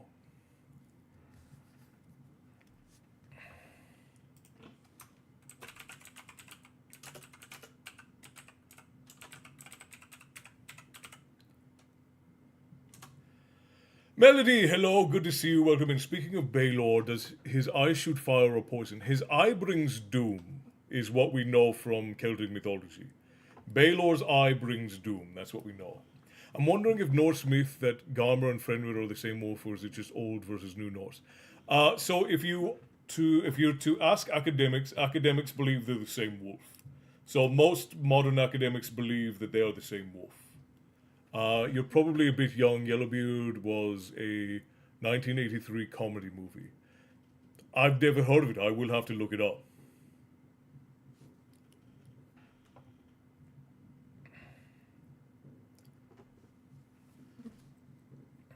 I love your storytelling. Well, thank you, Hannah. I'm glad that you enjoy. All right. How often do we do these readings? We do them. Thank you, Bethany. I appreciate that. We do them Tuesday, Thursdays, and Sundays at 5:30 Pacific Standard Time.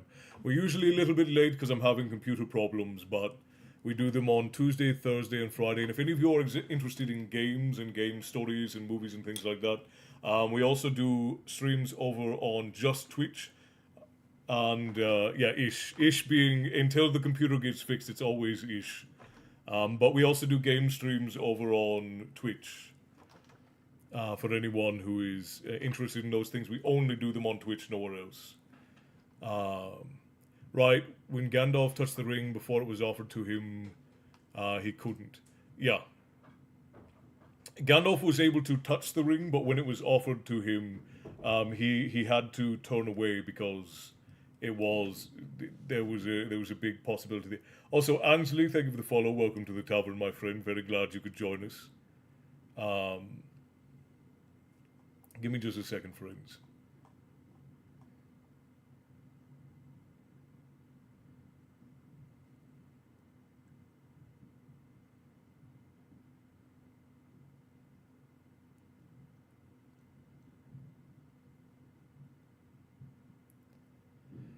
So, Bear, you had asked a question. Hang on.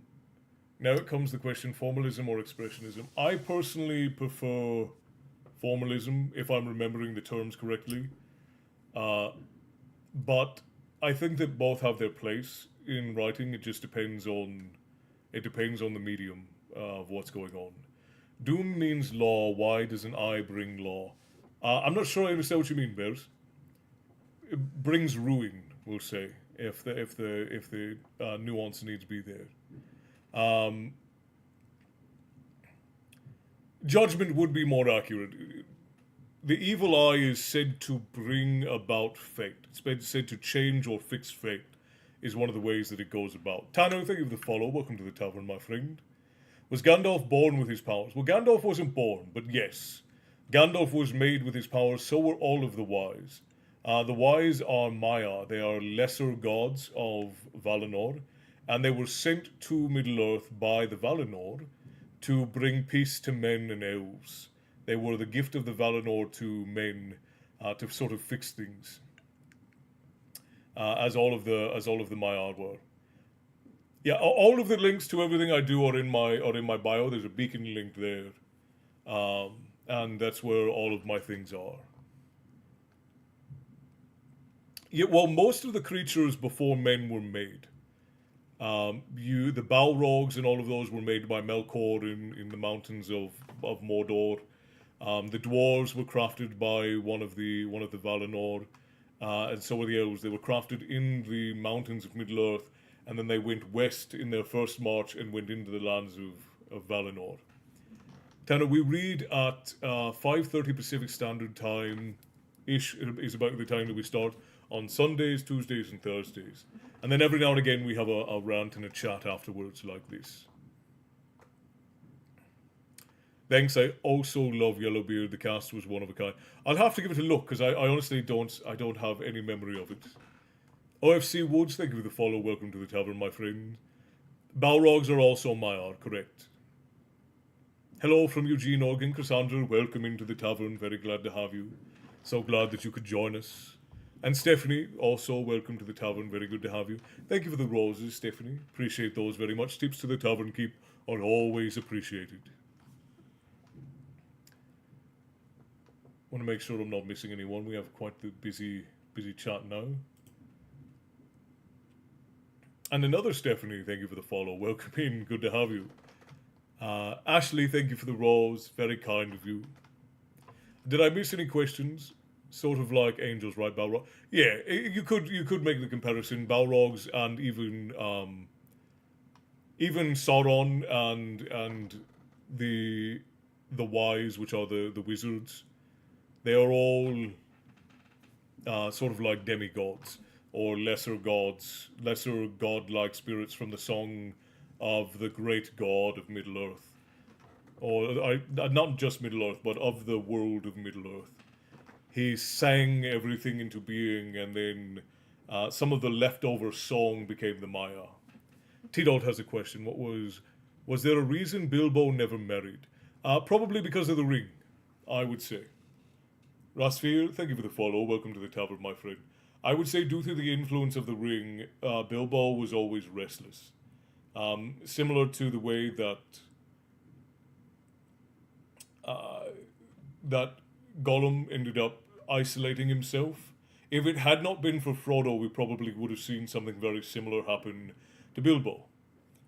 Bilbo was very much under the influence and pressure of the ring while he had it, and I would say that because of Frodo, it kept him from becoming isolated. Frodo and Gandalf, we'll give credit where it's due.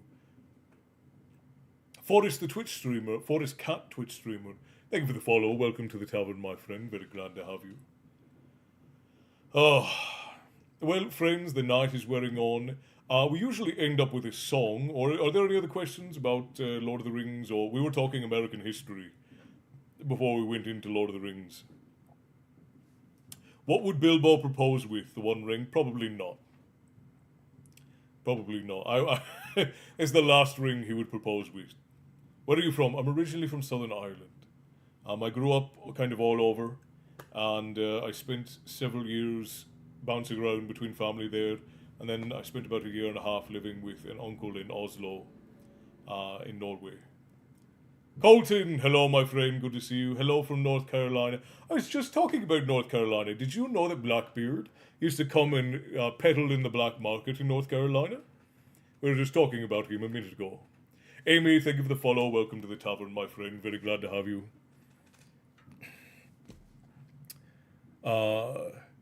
So who had midichlorians? Frodo or Sam? Sam for sure.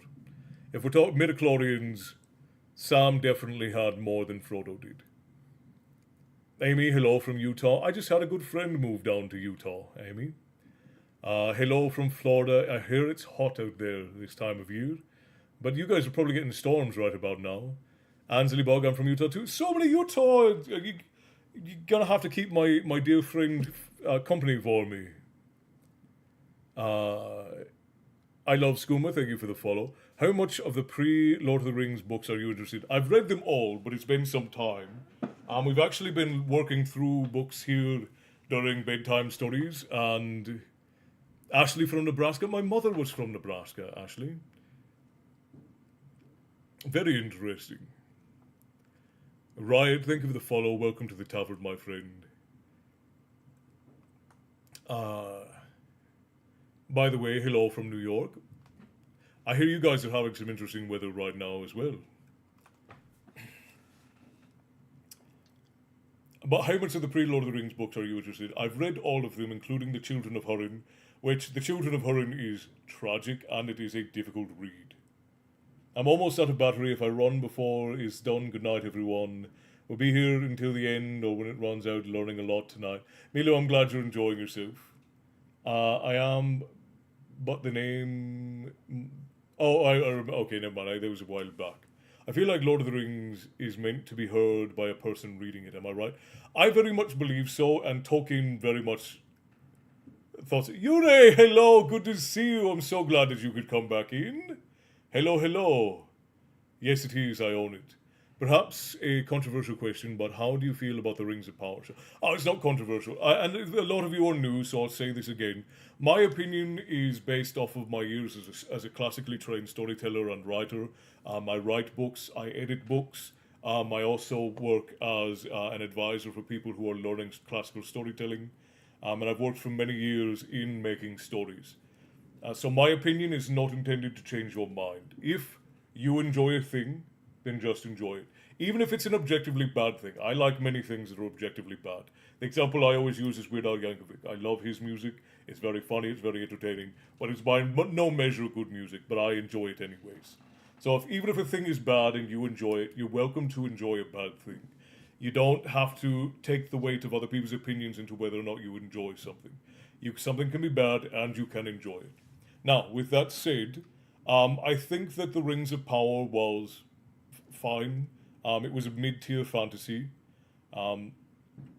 It was probably a 5 out of 10 overall. They didn't do an overwhelmingly good job with the settings and the CGI and the costumes and all of those things. But with that said, I was very disappointed because I know what was happening in the Third Age at that time in Middle-earth. I know what Galadriel was doing, and they just sort of gave us a stereotypical hot-headed fantasy protagonist rather than the Galadriel that we should have gotten, and that was very disappointing for me. Because at this time in the Second Age, Galadriel had helped to found 3 kingdoms. She was one of the most powerful spellcasters in all the land.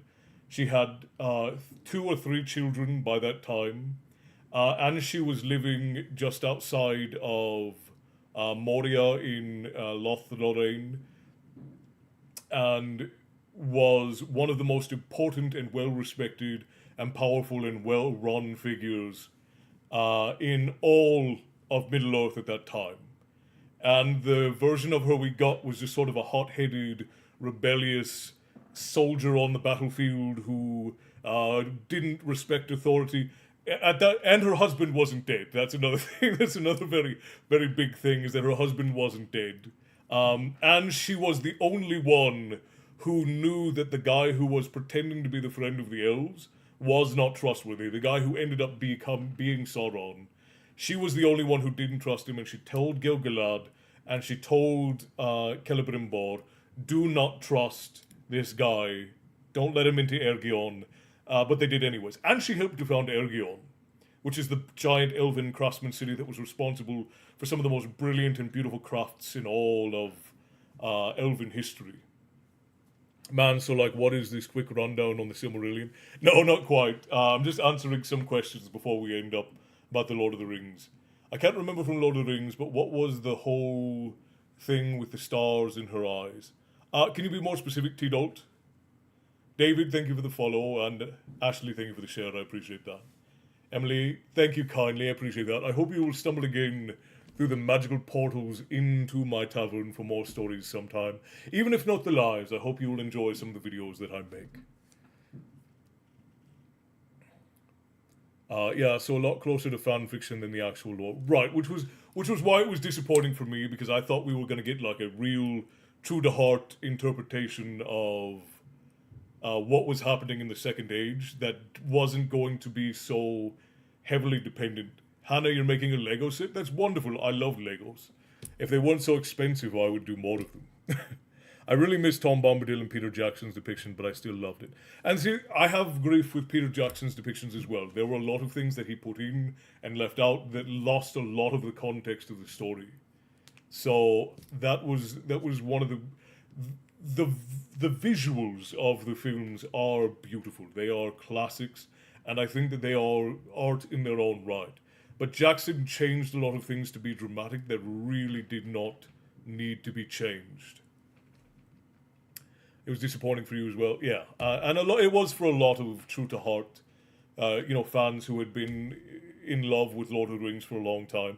I think some people took it too far and got too upset, but I think it was justified to be a little bit upset by what we were expecting. Oh, pardon, I meant, I haven't read the Silmarillion, but could you put it into context? Oh, I see. The Silmarillion is just the history of the elves, starting at when they walked west from the mountains of Middle-earth into Valinor, all the way up until the wars with Melkor, who was the first great enemy, and the loss of the Silmarils. That's more or less what we get from the Silmarillion. I wasn't a huge fan of the Hobbit films. I liked the first one. I thought it was okay. They left a little bit too much out again for me. And I agree with you, John. Weird Al is a genius. And for anybody who's confused, I am on 4 platforms. I'm on YouTube, Twitch, Facebook, and TikTok right now.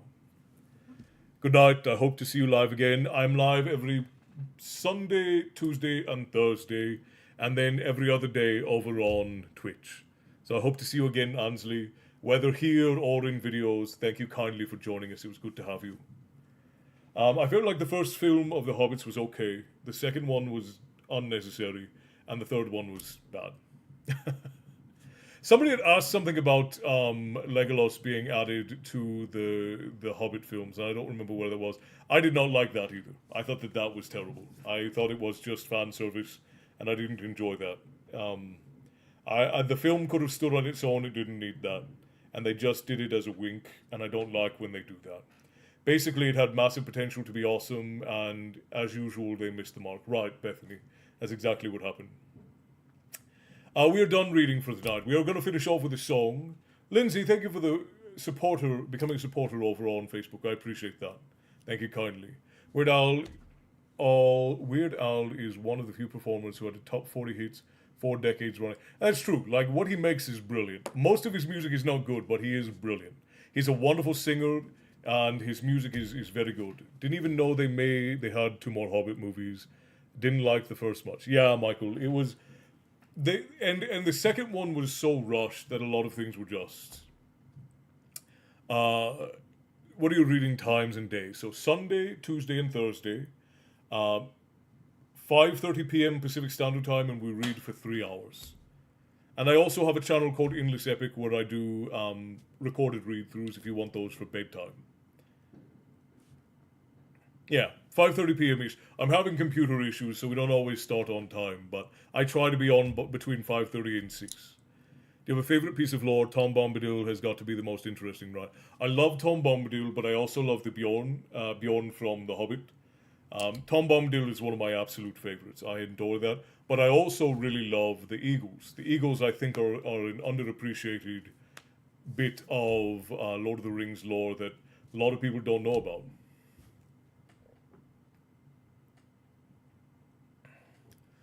I love the Hobbit movies, but sad Bilbo and Thorin didn't kiss at the end. Is that a Cork accent I hear? Sorry if not. You're very close. Most of where I grew up was near Cork. I have a lot of family from Cork. I'm actually from Wicklow originally, but I grew up between Wicklow, Cork, and Limerick. So it didn't, Bears. We got about a fifth of the way there. But we're raising things the other way. Hey users, hope all is well, brother. Randy, I've been called that in forever. Good to see you, Randy. Welcome in. Yeah. I'm still here just doing my Lego set. Well, I'm glad that you're popping by. Bjorn was the name of my steak. We have a snake too. His name is Squeeze. It's not as interesting of a name. We got about Bears. We got about a fifth of the way there with the fundraiser, and I didn't like doing it that way. So we're going through other means to get the funds together to replace the computer. And Megan, thank you for the follow. Welcome to the tavern. And Tay and Sarah, thank you for the follows. Welcome to the tavern, my friends. Big on the ish at the moment. Yeah, sometimes we start later than that. It's been getting worse because we've had several blackouts down here, and that's causing even more issues. So,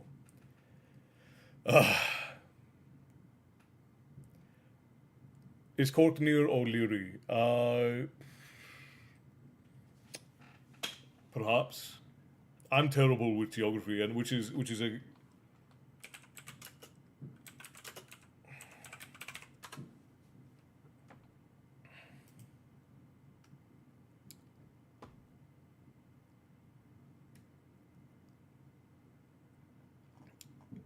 Can you riff off about the eagles? So the first of the eagles that came into Middle Earth actually came from Valinor, and they followed uh, Elrond's father back from Valinor to help fight the dragons and the original legions of Melkor or Morgoth. And the first eagle, the great eagle, whose all of the other eagles would be descended from, was almost as big as the great dragons that were raised from the earth by Morgoth. And they're a proud and ancient tribe.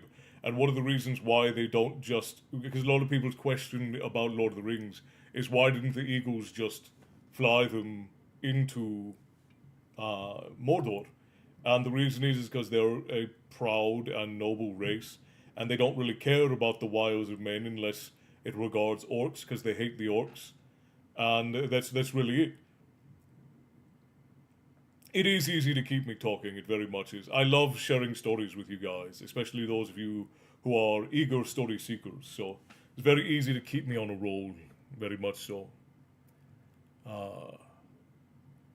And yes, Skooma, I think I answered your question. Yes, it's a partial Cork accent. I get little bits from all of the places. Ansley, thank you for the follow over on Twitch. I hope we'll see you in for some game streams. My grandfather is from Tipperary and my grandmother from Meath. I'm originally from Dublin in London. Interesting. Very good then. I have an uncle who lives out in Meath. I don't have any family in Tipperary, I don't think though. But I haven't been back in 20 years, so I don't actually know where all my family lives anymore. I've got a lot of family back in Ireland and in Norway. I don't particularly talk to them much anymore these days.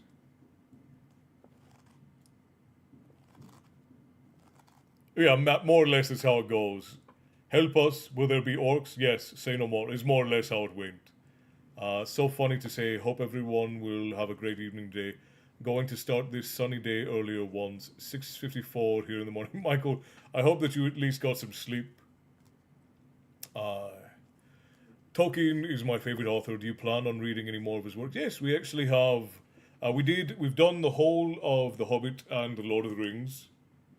And then we have requests for the Silmarillion as well as some of the others to be read. I don't know if we'll do those all on live bedtime stories, but we'll definitely get them all read at some point. There's a huge. We actually have a community, a guild we call it, where you all request books and then I read them and we talk about them and we go through the lore and history and you guys get to educate me on books I've never read and I get to talk to you all about books that I've read probably too much. Do you avoid your family by choice? Partially. I more or less ran away from home. I left home at 14 to go to university. I graduated high school very young, and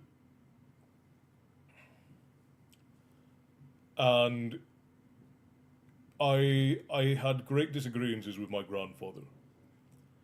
And when I was 19, it was so great that I actually renounced my Irish citizenship because I swore I'd never go back home. And it wasn't until my mid 20s that I sort of pulled my head out of my rear end and realized that I was just being an obstinate child. So I do still talk to some of my family, but many of them, to them, I was very disrespectful as a young man, and I've not yet made up for it.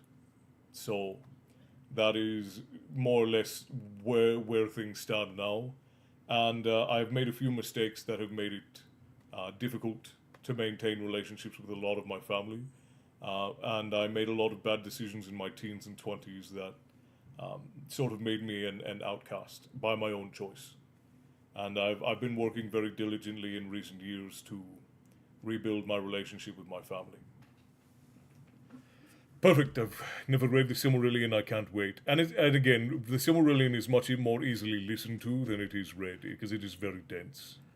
Okay, awesome. I own most all of his books, but I love hearing them read out loud as well. Well, I'm very glad actually, and I hope that you'll join us for all the things we do surrounding Tolkien, as well as all of the things we do surrounding any other books. I hope that you will join us for all the deep love of storytelling.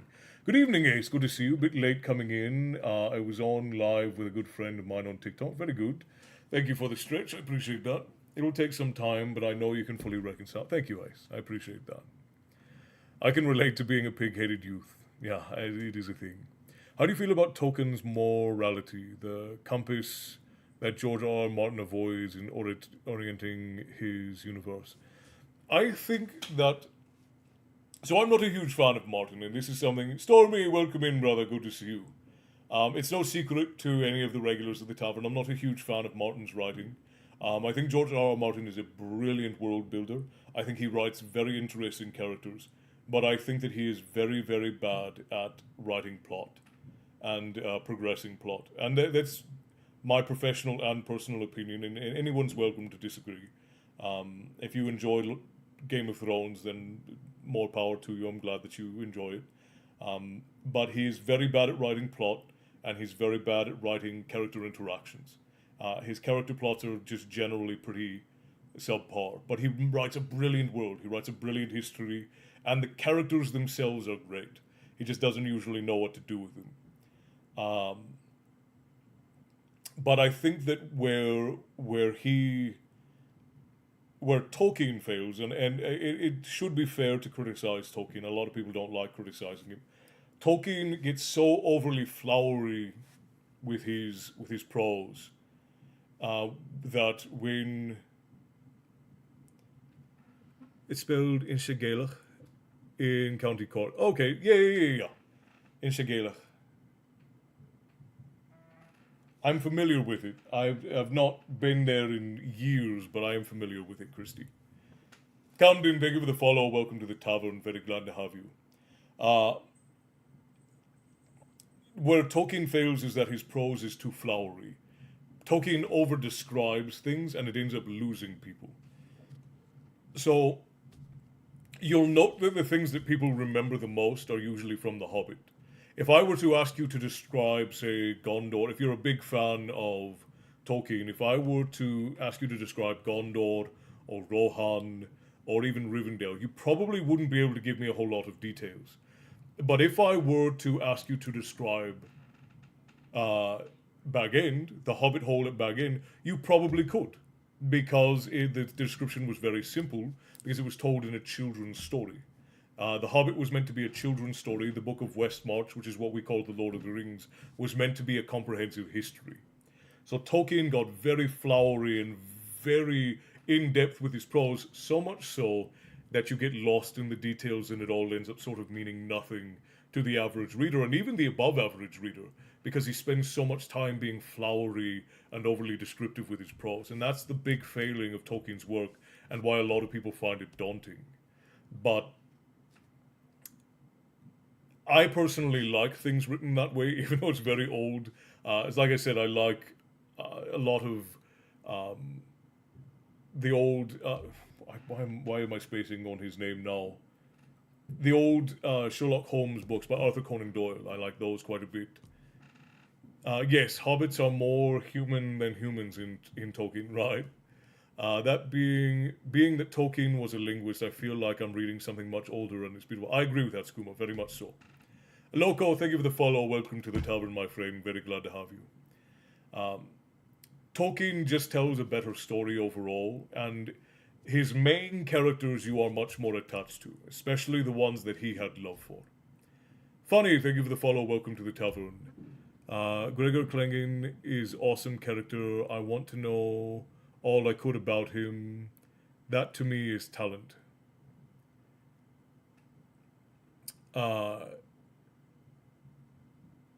Gregor, is that a character from from Martin's work, Tay? You'll have to forgive me. I read Song of Ice and Fire, Game of Thrones. Okay, uh, and I agree with you. Like I said, Martin writes excellent characters, and his world building is spectacular. The problem is that his character interactions and his plot development is dreadful. And again, that's my opinion. I don't expect anybody to change their mind about what they like or their opinion of the thing. Just because I don't like a thing doesn't mean that you can't enjoy it. I believe that both of those things can exist in the same world without everybody getting upset. I guess a Dutch oven has two different meanings here. You can only cook with one of them. Precisely that. Abraham, thank you for the follow. I appreciate you very much. I have ADHD, so I have to reread things anyway. It works out perfectly when reading Tolkien. I would assume so, yes. Are you a fan of any sci-fi, other fantasy you might recommend? I actually love sci-fi. I don't have any sci-fi books here with me. I was just talking about this earlier. This is a very old, no, not very old, it was 80s and 90s. But Gordon R. Dixon is one of my favorite authors, and it's sort of mid-fantasy. It's high fantasy. He's not a truly exceptional writer, but he writes a very simple and profound story. It's very easy to follow, and the world is very interesting. It's very unique. It was one of the first fantasy books I read that was not Tolkien when I was a boy. And The Dragon and the George is the first one in this series. It's called the Dragon Knight series. All except for the last book in this series are very good. I also very much enjoy Ben Bova, who wrote a book called Winds of Altair, which is absolutely brilliant and wonderful, and I love it very much. Foresight Flash, thank you for the follow. Welcome to the Tavern, my friend. Very glad to have you. I love all good stories. My domain in the domain of the Tavern is stories. If it is visual, if it's a game, if it's a movie, if it's a book, if it's a comic book, I love good stories. If it is a good story, then I will consume and keep it and pass it on to the next. Kelsey, thank you for the follow. Welcome to the Tavern. CBPP, thank you for the follow. Welcome. Oh, you were in here earlier. Thank you for following the Tavern. I appreciate you. Not really a fan of Hubbard in terms of sci-fi. I prefer other authors, but I am a major fan of Lovecraft. Criticism is important, especially the constructive variety. I agree, Hayes. I agree with that. I've been reading the Wheel of Time books, and I like them a lot. I've never read Wheel of Time, and I've never read anything by Brandon Sanderson, and I've been told that I should. So those are actually on the list of things that we would read here for bedtime stories. And we'll be voting on a new book soon, by the way, for anyone who wants to join the guild and vote on what we read next. It's free to join. I don't charge anyone to be in the guild. It's just our community where we talk about things. I do like Lovecraft. A lot of people really like Poe. I'm not a huge fan of Poe, but I do like a lot of his stories.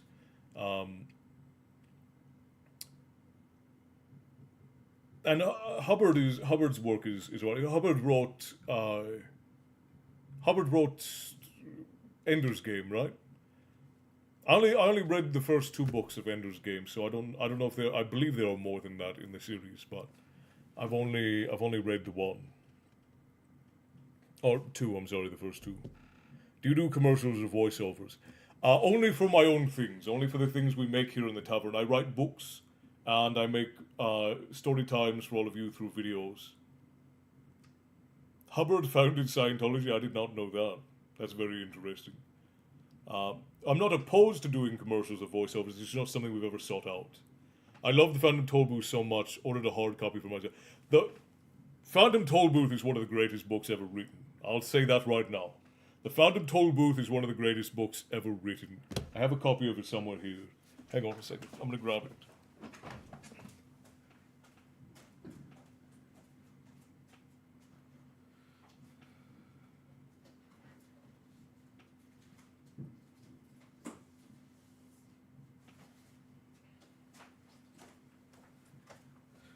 This was the first book we did for our when we started doing bedtime stories here in the Tavern.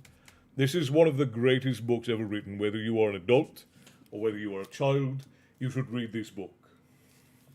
Plan on sharing your stories, man. That would be awesome.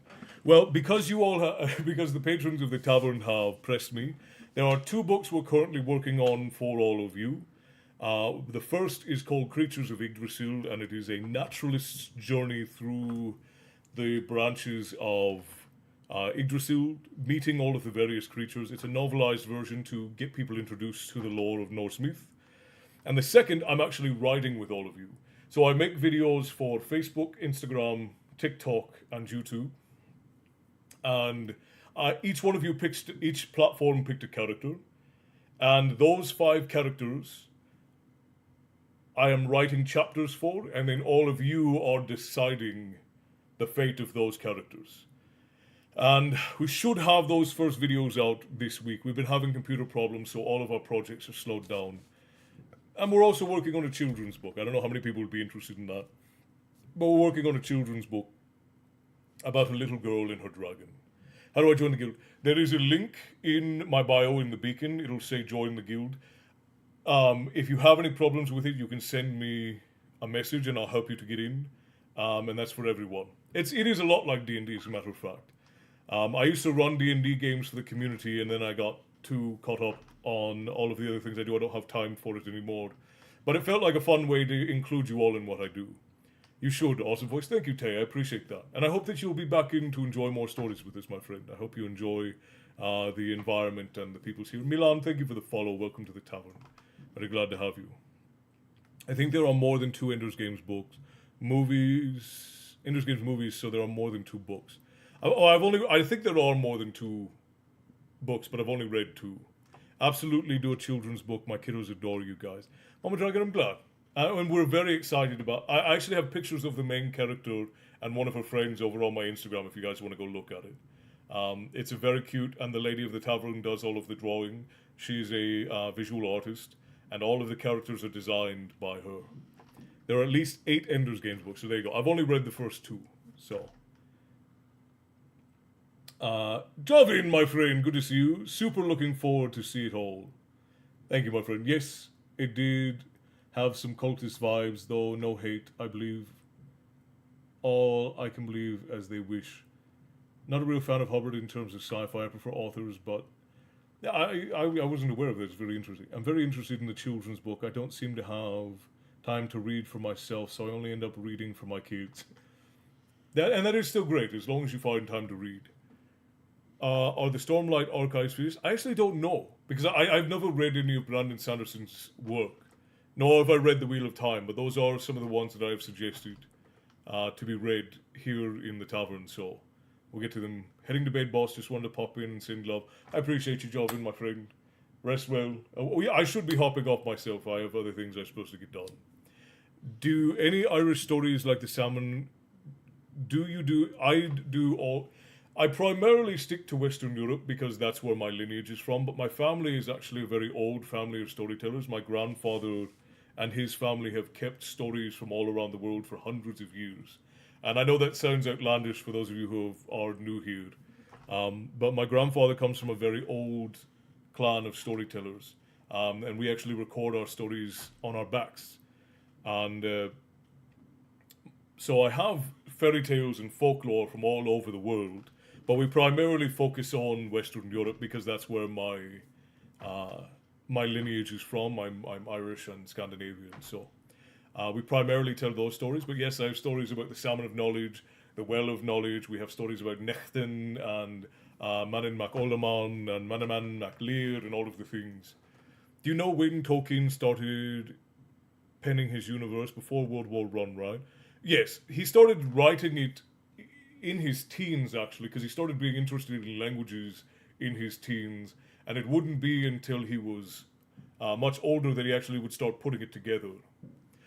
Is Norgast, that little squirrel Odin met in Yggdrasil, in it too? Would be funny to know more about him, who was friends with everyone around the tree. Yeah, so any creatures that are mentioned in Norse mythology, we are going to be putting into the Creatures of Yggdrasil book. There's going to be things from the primary lore, as well as some novelization of the lore that is around them. So just to make it easier to understand and kind of make it flow together. So it won't be strictly what academics believe. There will be some embellishment on my part based on the stories my family tells. And then we'll add in some folk tales that we keep that are not common, or some of them might not even be known. You have to love and respect the lore keepers. I appreciate that, Ace. And that's it's probably why I have such a love for doing what I do, because it's about keeping, creating, and passing on stories. I love the Bellegarde actually reading the series. Have you ever read David? I've heard of David Eddings, but I have not read. What is it? Belgiad? Belgariad? So glad I found these things for you. Of course, Skooma, it's my pleasure. Skooma, thank you for the donut, and Bilal, thank you for the heart, my friends. I appreciate you both. Alright, let's finish up with a song, friends. Does anybody have a request for a song? The chat has been going wild, so if I missed anything, I apologize. We've been having chat all the way across the board. So thank you all for a wonderful evening, and for all of my American patrons, happy 4th of July. I too live in the United States now, but happy Freedom Day, happy Treason Day. Anything in we could not directly in Dwarvish, but I could do Misty Mountain. We do Misty Mountain every now and again. I've been listening, just been a little busy. That's all right, Esther. You know, it's always fine. I can do Misty Mountain if you guys like. And Esther has requested Red is the Rose. So why don't we do that? We will do Red is the Rose and Misty Mountain. I'm all good for those. I'm actually getting a little dry over here.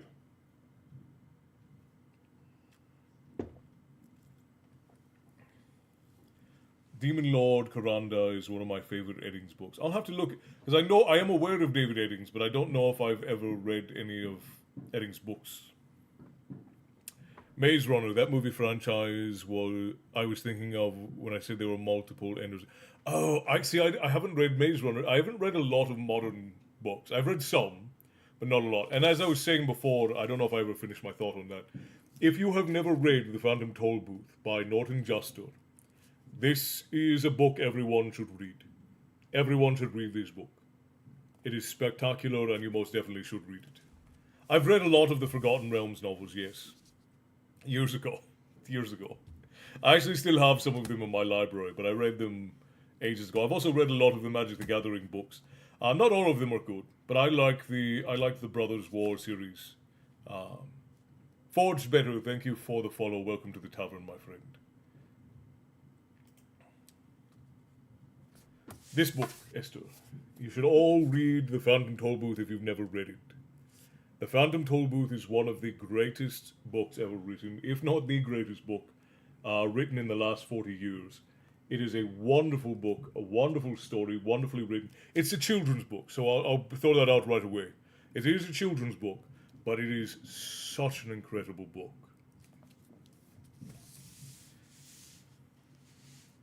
My attention span won't allow it. It is difficult to fix your attention span because it's in this day we're so stimulated. It's hard to pay attention to anything for a long period of time, which is one of the reasons a lot of people ask why the tavern isn't bigger.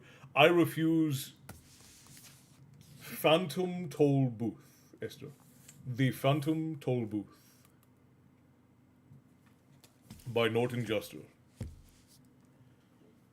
You need to read Eddings in order, as it's all one story. Interesting. I'll make sure that I do. And again, for anybody who would like to join the guild, you can send me a message if you have trouble, but the link is in my beacon. Phantom Tollbooth is significantly more... Oh, it was written in the 60s, wasn't it? So it's 60 years old. Hang on. I might be doing that old person thing. I might be doing an old person thing. It was written in the 60s. 60 years ago. Written in the last 60 years. In my mind, 40 years ago was the 1960s. That's my fault.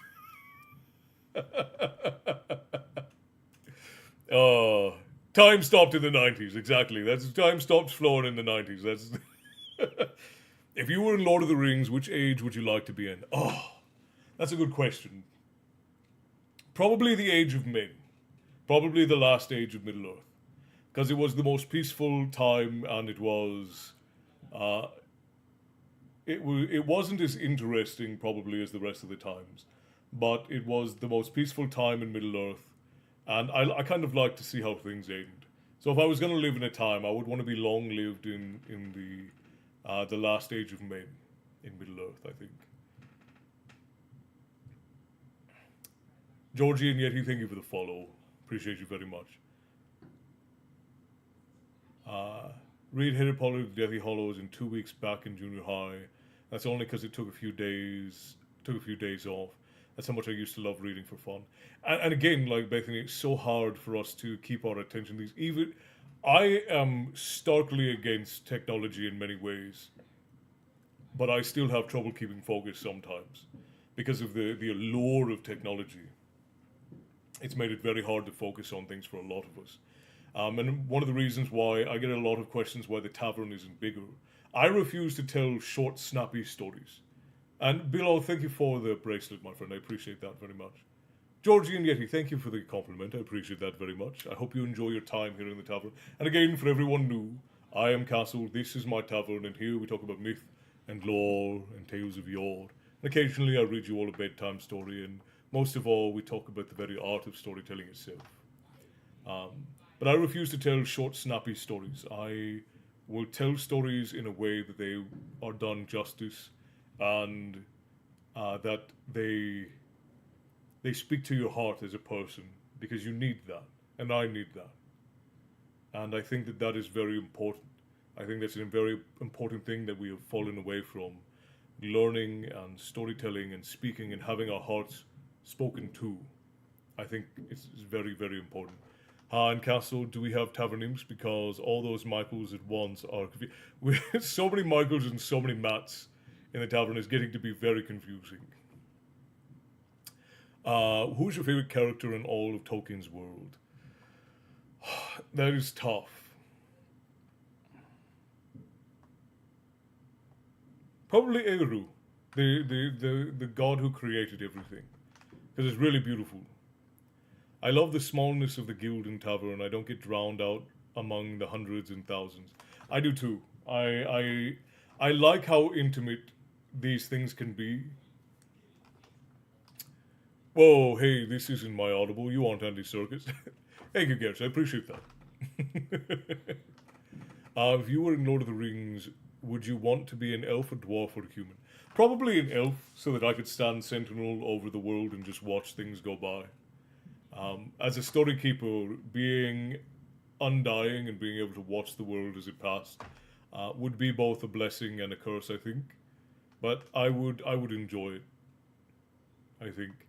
Bitter Witch Apothecary, thank you for the follow and welcome to the tavern, my friend. Very glad to have you. Salmon the Hall. Gimli is a wonderful. Gimli and Legolas, especially as they interact with each other, are absolutely wonderful. I enjoy them very much.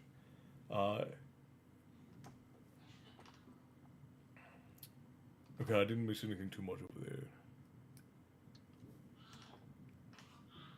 What fictional world would I live in? I don't know that I would.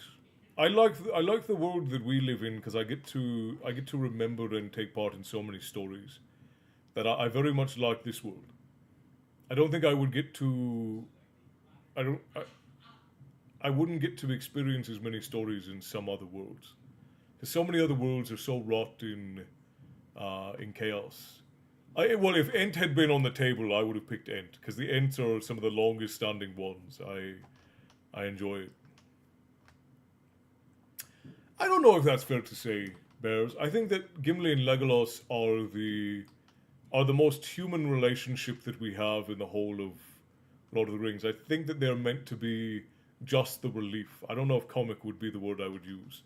I think they're meant to be the relief in the story, because they are sort of road one friends that have experienced all of the terrible things together, who at first hated each other but found that kinship on the road. Recently went through the entire Lord of the Rings anthology again. That's a hell of a thing.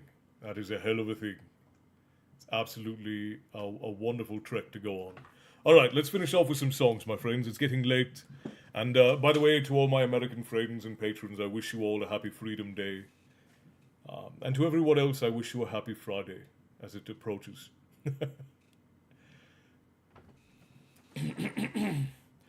Far over the misty mountains cold, to dungeons deep and caverns old, we must away ere break of day, to find our long forgotten gold.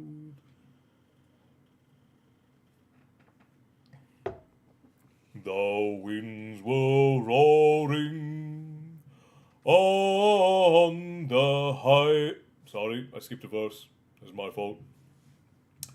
The pines were roaring on the height. The winds were moaning in the night.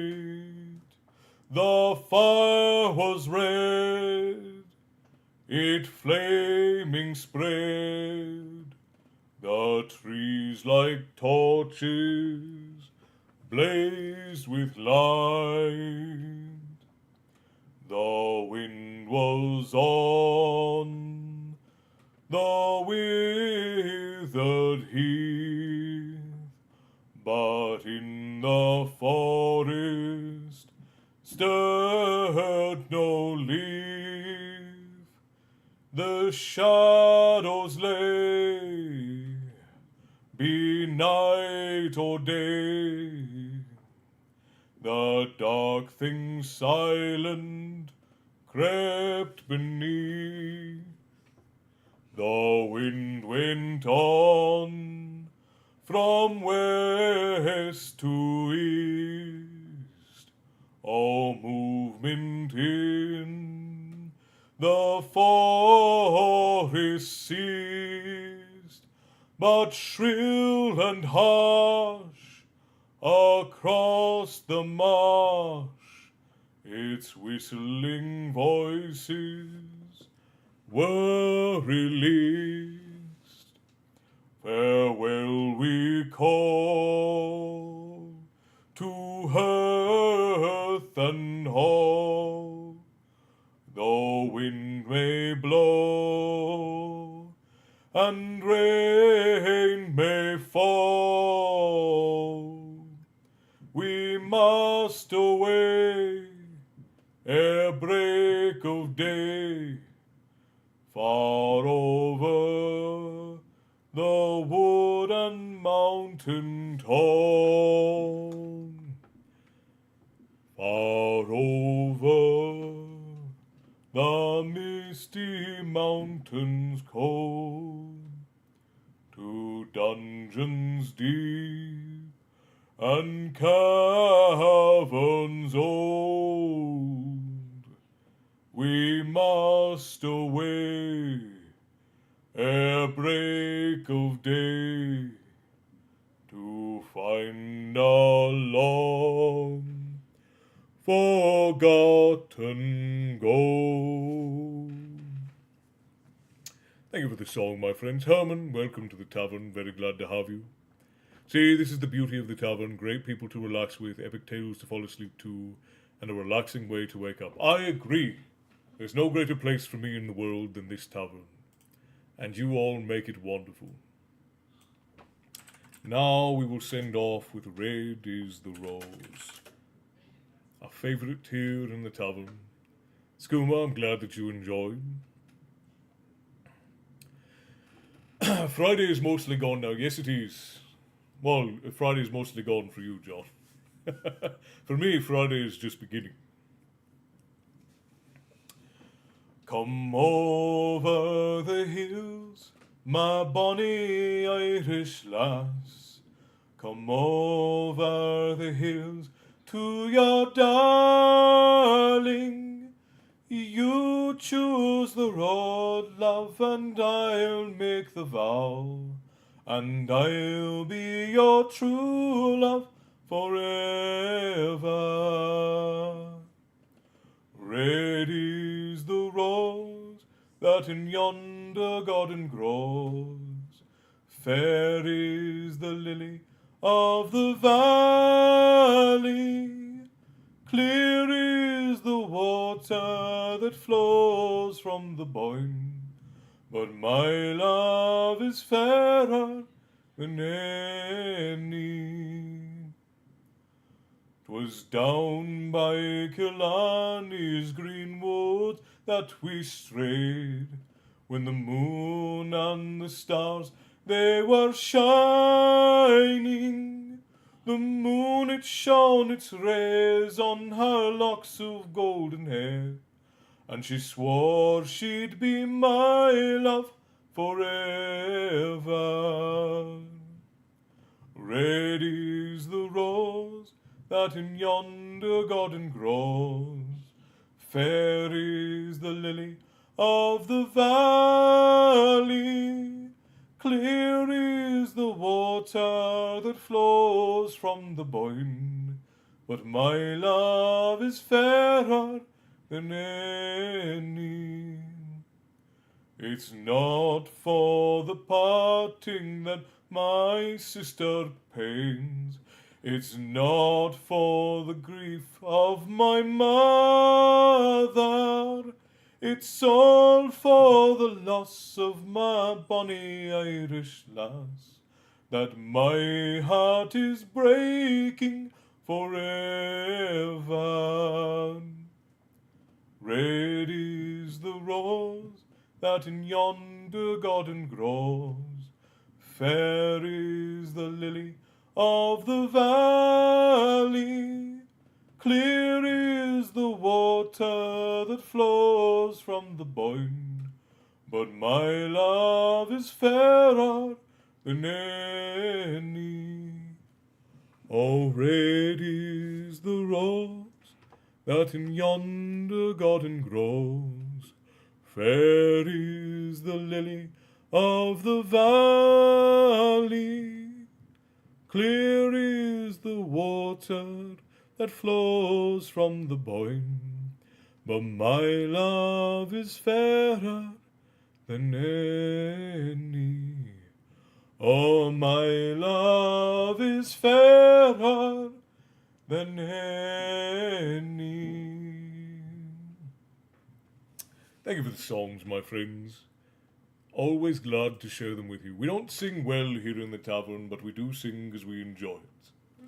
Soul Talk, good to see you, my friend. Welcome back in. Esther, thank you for the stars, and John, thank you for the stars over on Facebook. Tips to the Tavern Keeper, always appreciated. Skooma, thank you for the rose. You're all wonderful. Thank you kindly. Thank you, Georgina, I appreciate that.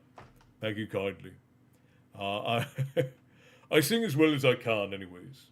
And it's always good fun to have a song with friends, as I like to say. Alright, my friends, that is You Did, Trap Sensei. We are done for the evening. We'll be back on Sunday at 5:30 p.m. Pacific Standard Time for more stories. But if you stumbled through the tavern portals into this magical place, I bid you follow so that you can make it back again. Because you never know if the algorithm gods will bring you back to a place once you've left it. I've been missing home, so thanks very much for that song. You're welcome, Skooma. It is one of my favorites, and it was one of my mother's favorites. Thank you, Tammy. Thank you kindly. Milu, Tammy, Marina, Ace, all over on Twitch. Thank you kindly, my friends. I appreciate you all for being here. To all of the new individuals who have joined us, thank you all kindly for being here. I hope you enjoyed your time in the tavern. And I think that I speak on behalf of myself and all of the regulars, that we hope you will join us again for more story times and just more enjoyable songs and camaraderie as we have here every night in the tavern. So, until then, my friends, I must bid you all stay bloodthirsty, and I will see you in the next one. Good night, my friends, John, Esther, Tammy, Ashley, Bilal, Skooma, Bethany, Jenny, Anybody who I've missed, any of the regulars who I've missed, thank you all for coming in, my friends. It's always wonderful to have you. Denise, MTV, Esther, Matt, Matthew, Michael, John, our friends, Sword Talk. Always wonderful to see you, my friend. I'm glad you could stumble back in. I hope the weather is treating you all right out in New Zealand. Stay bloodthirsty, my friends. I will see you in the next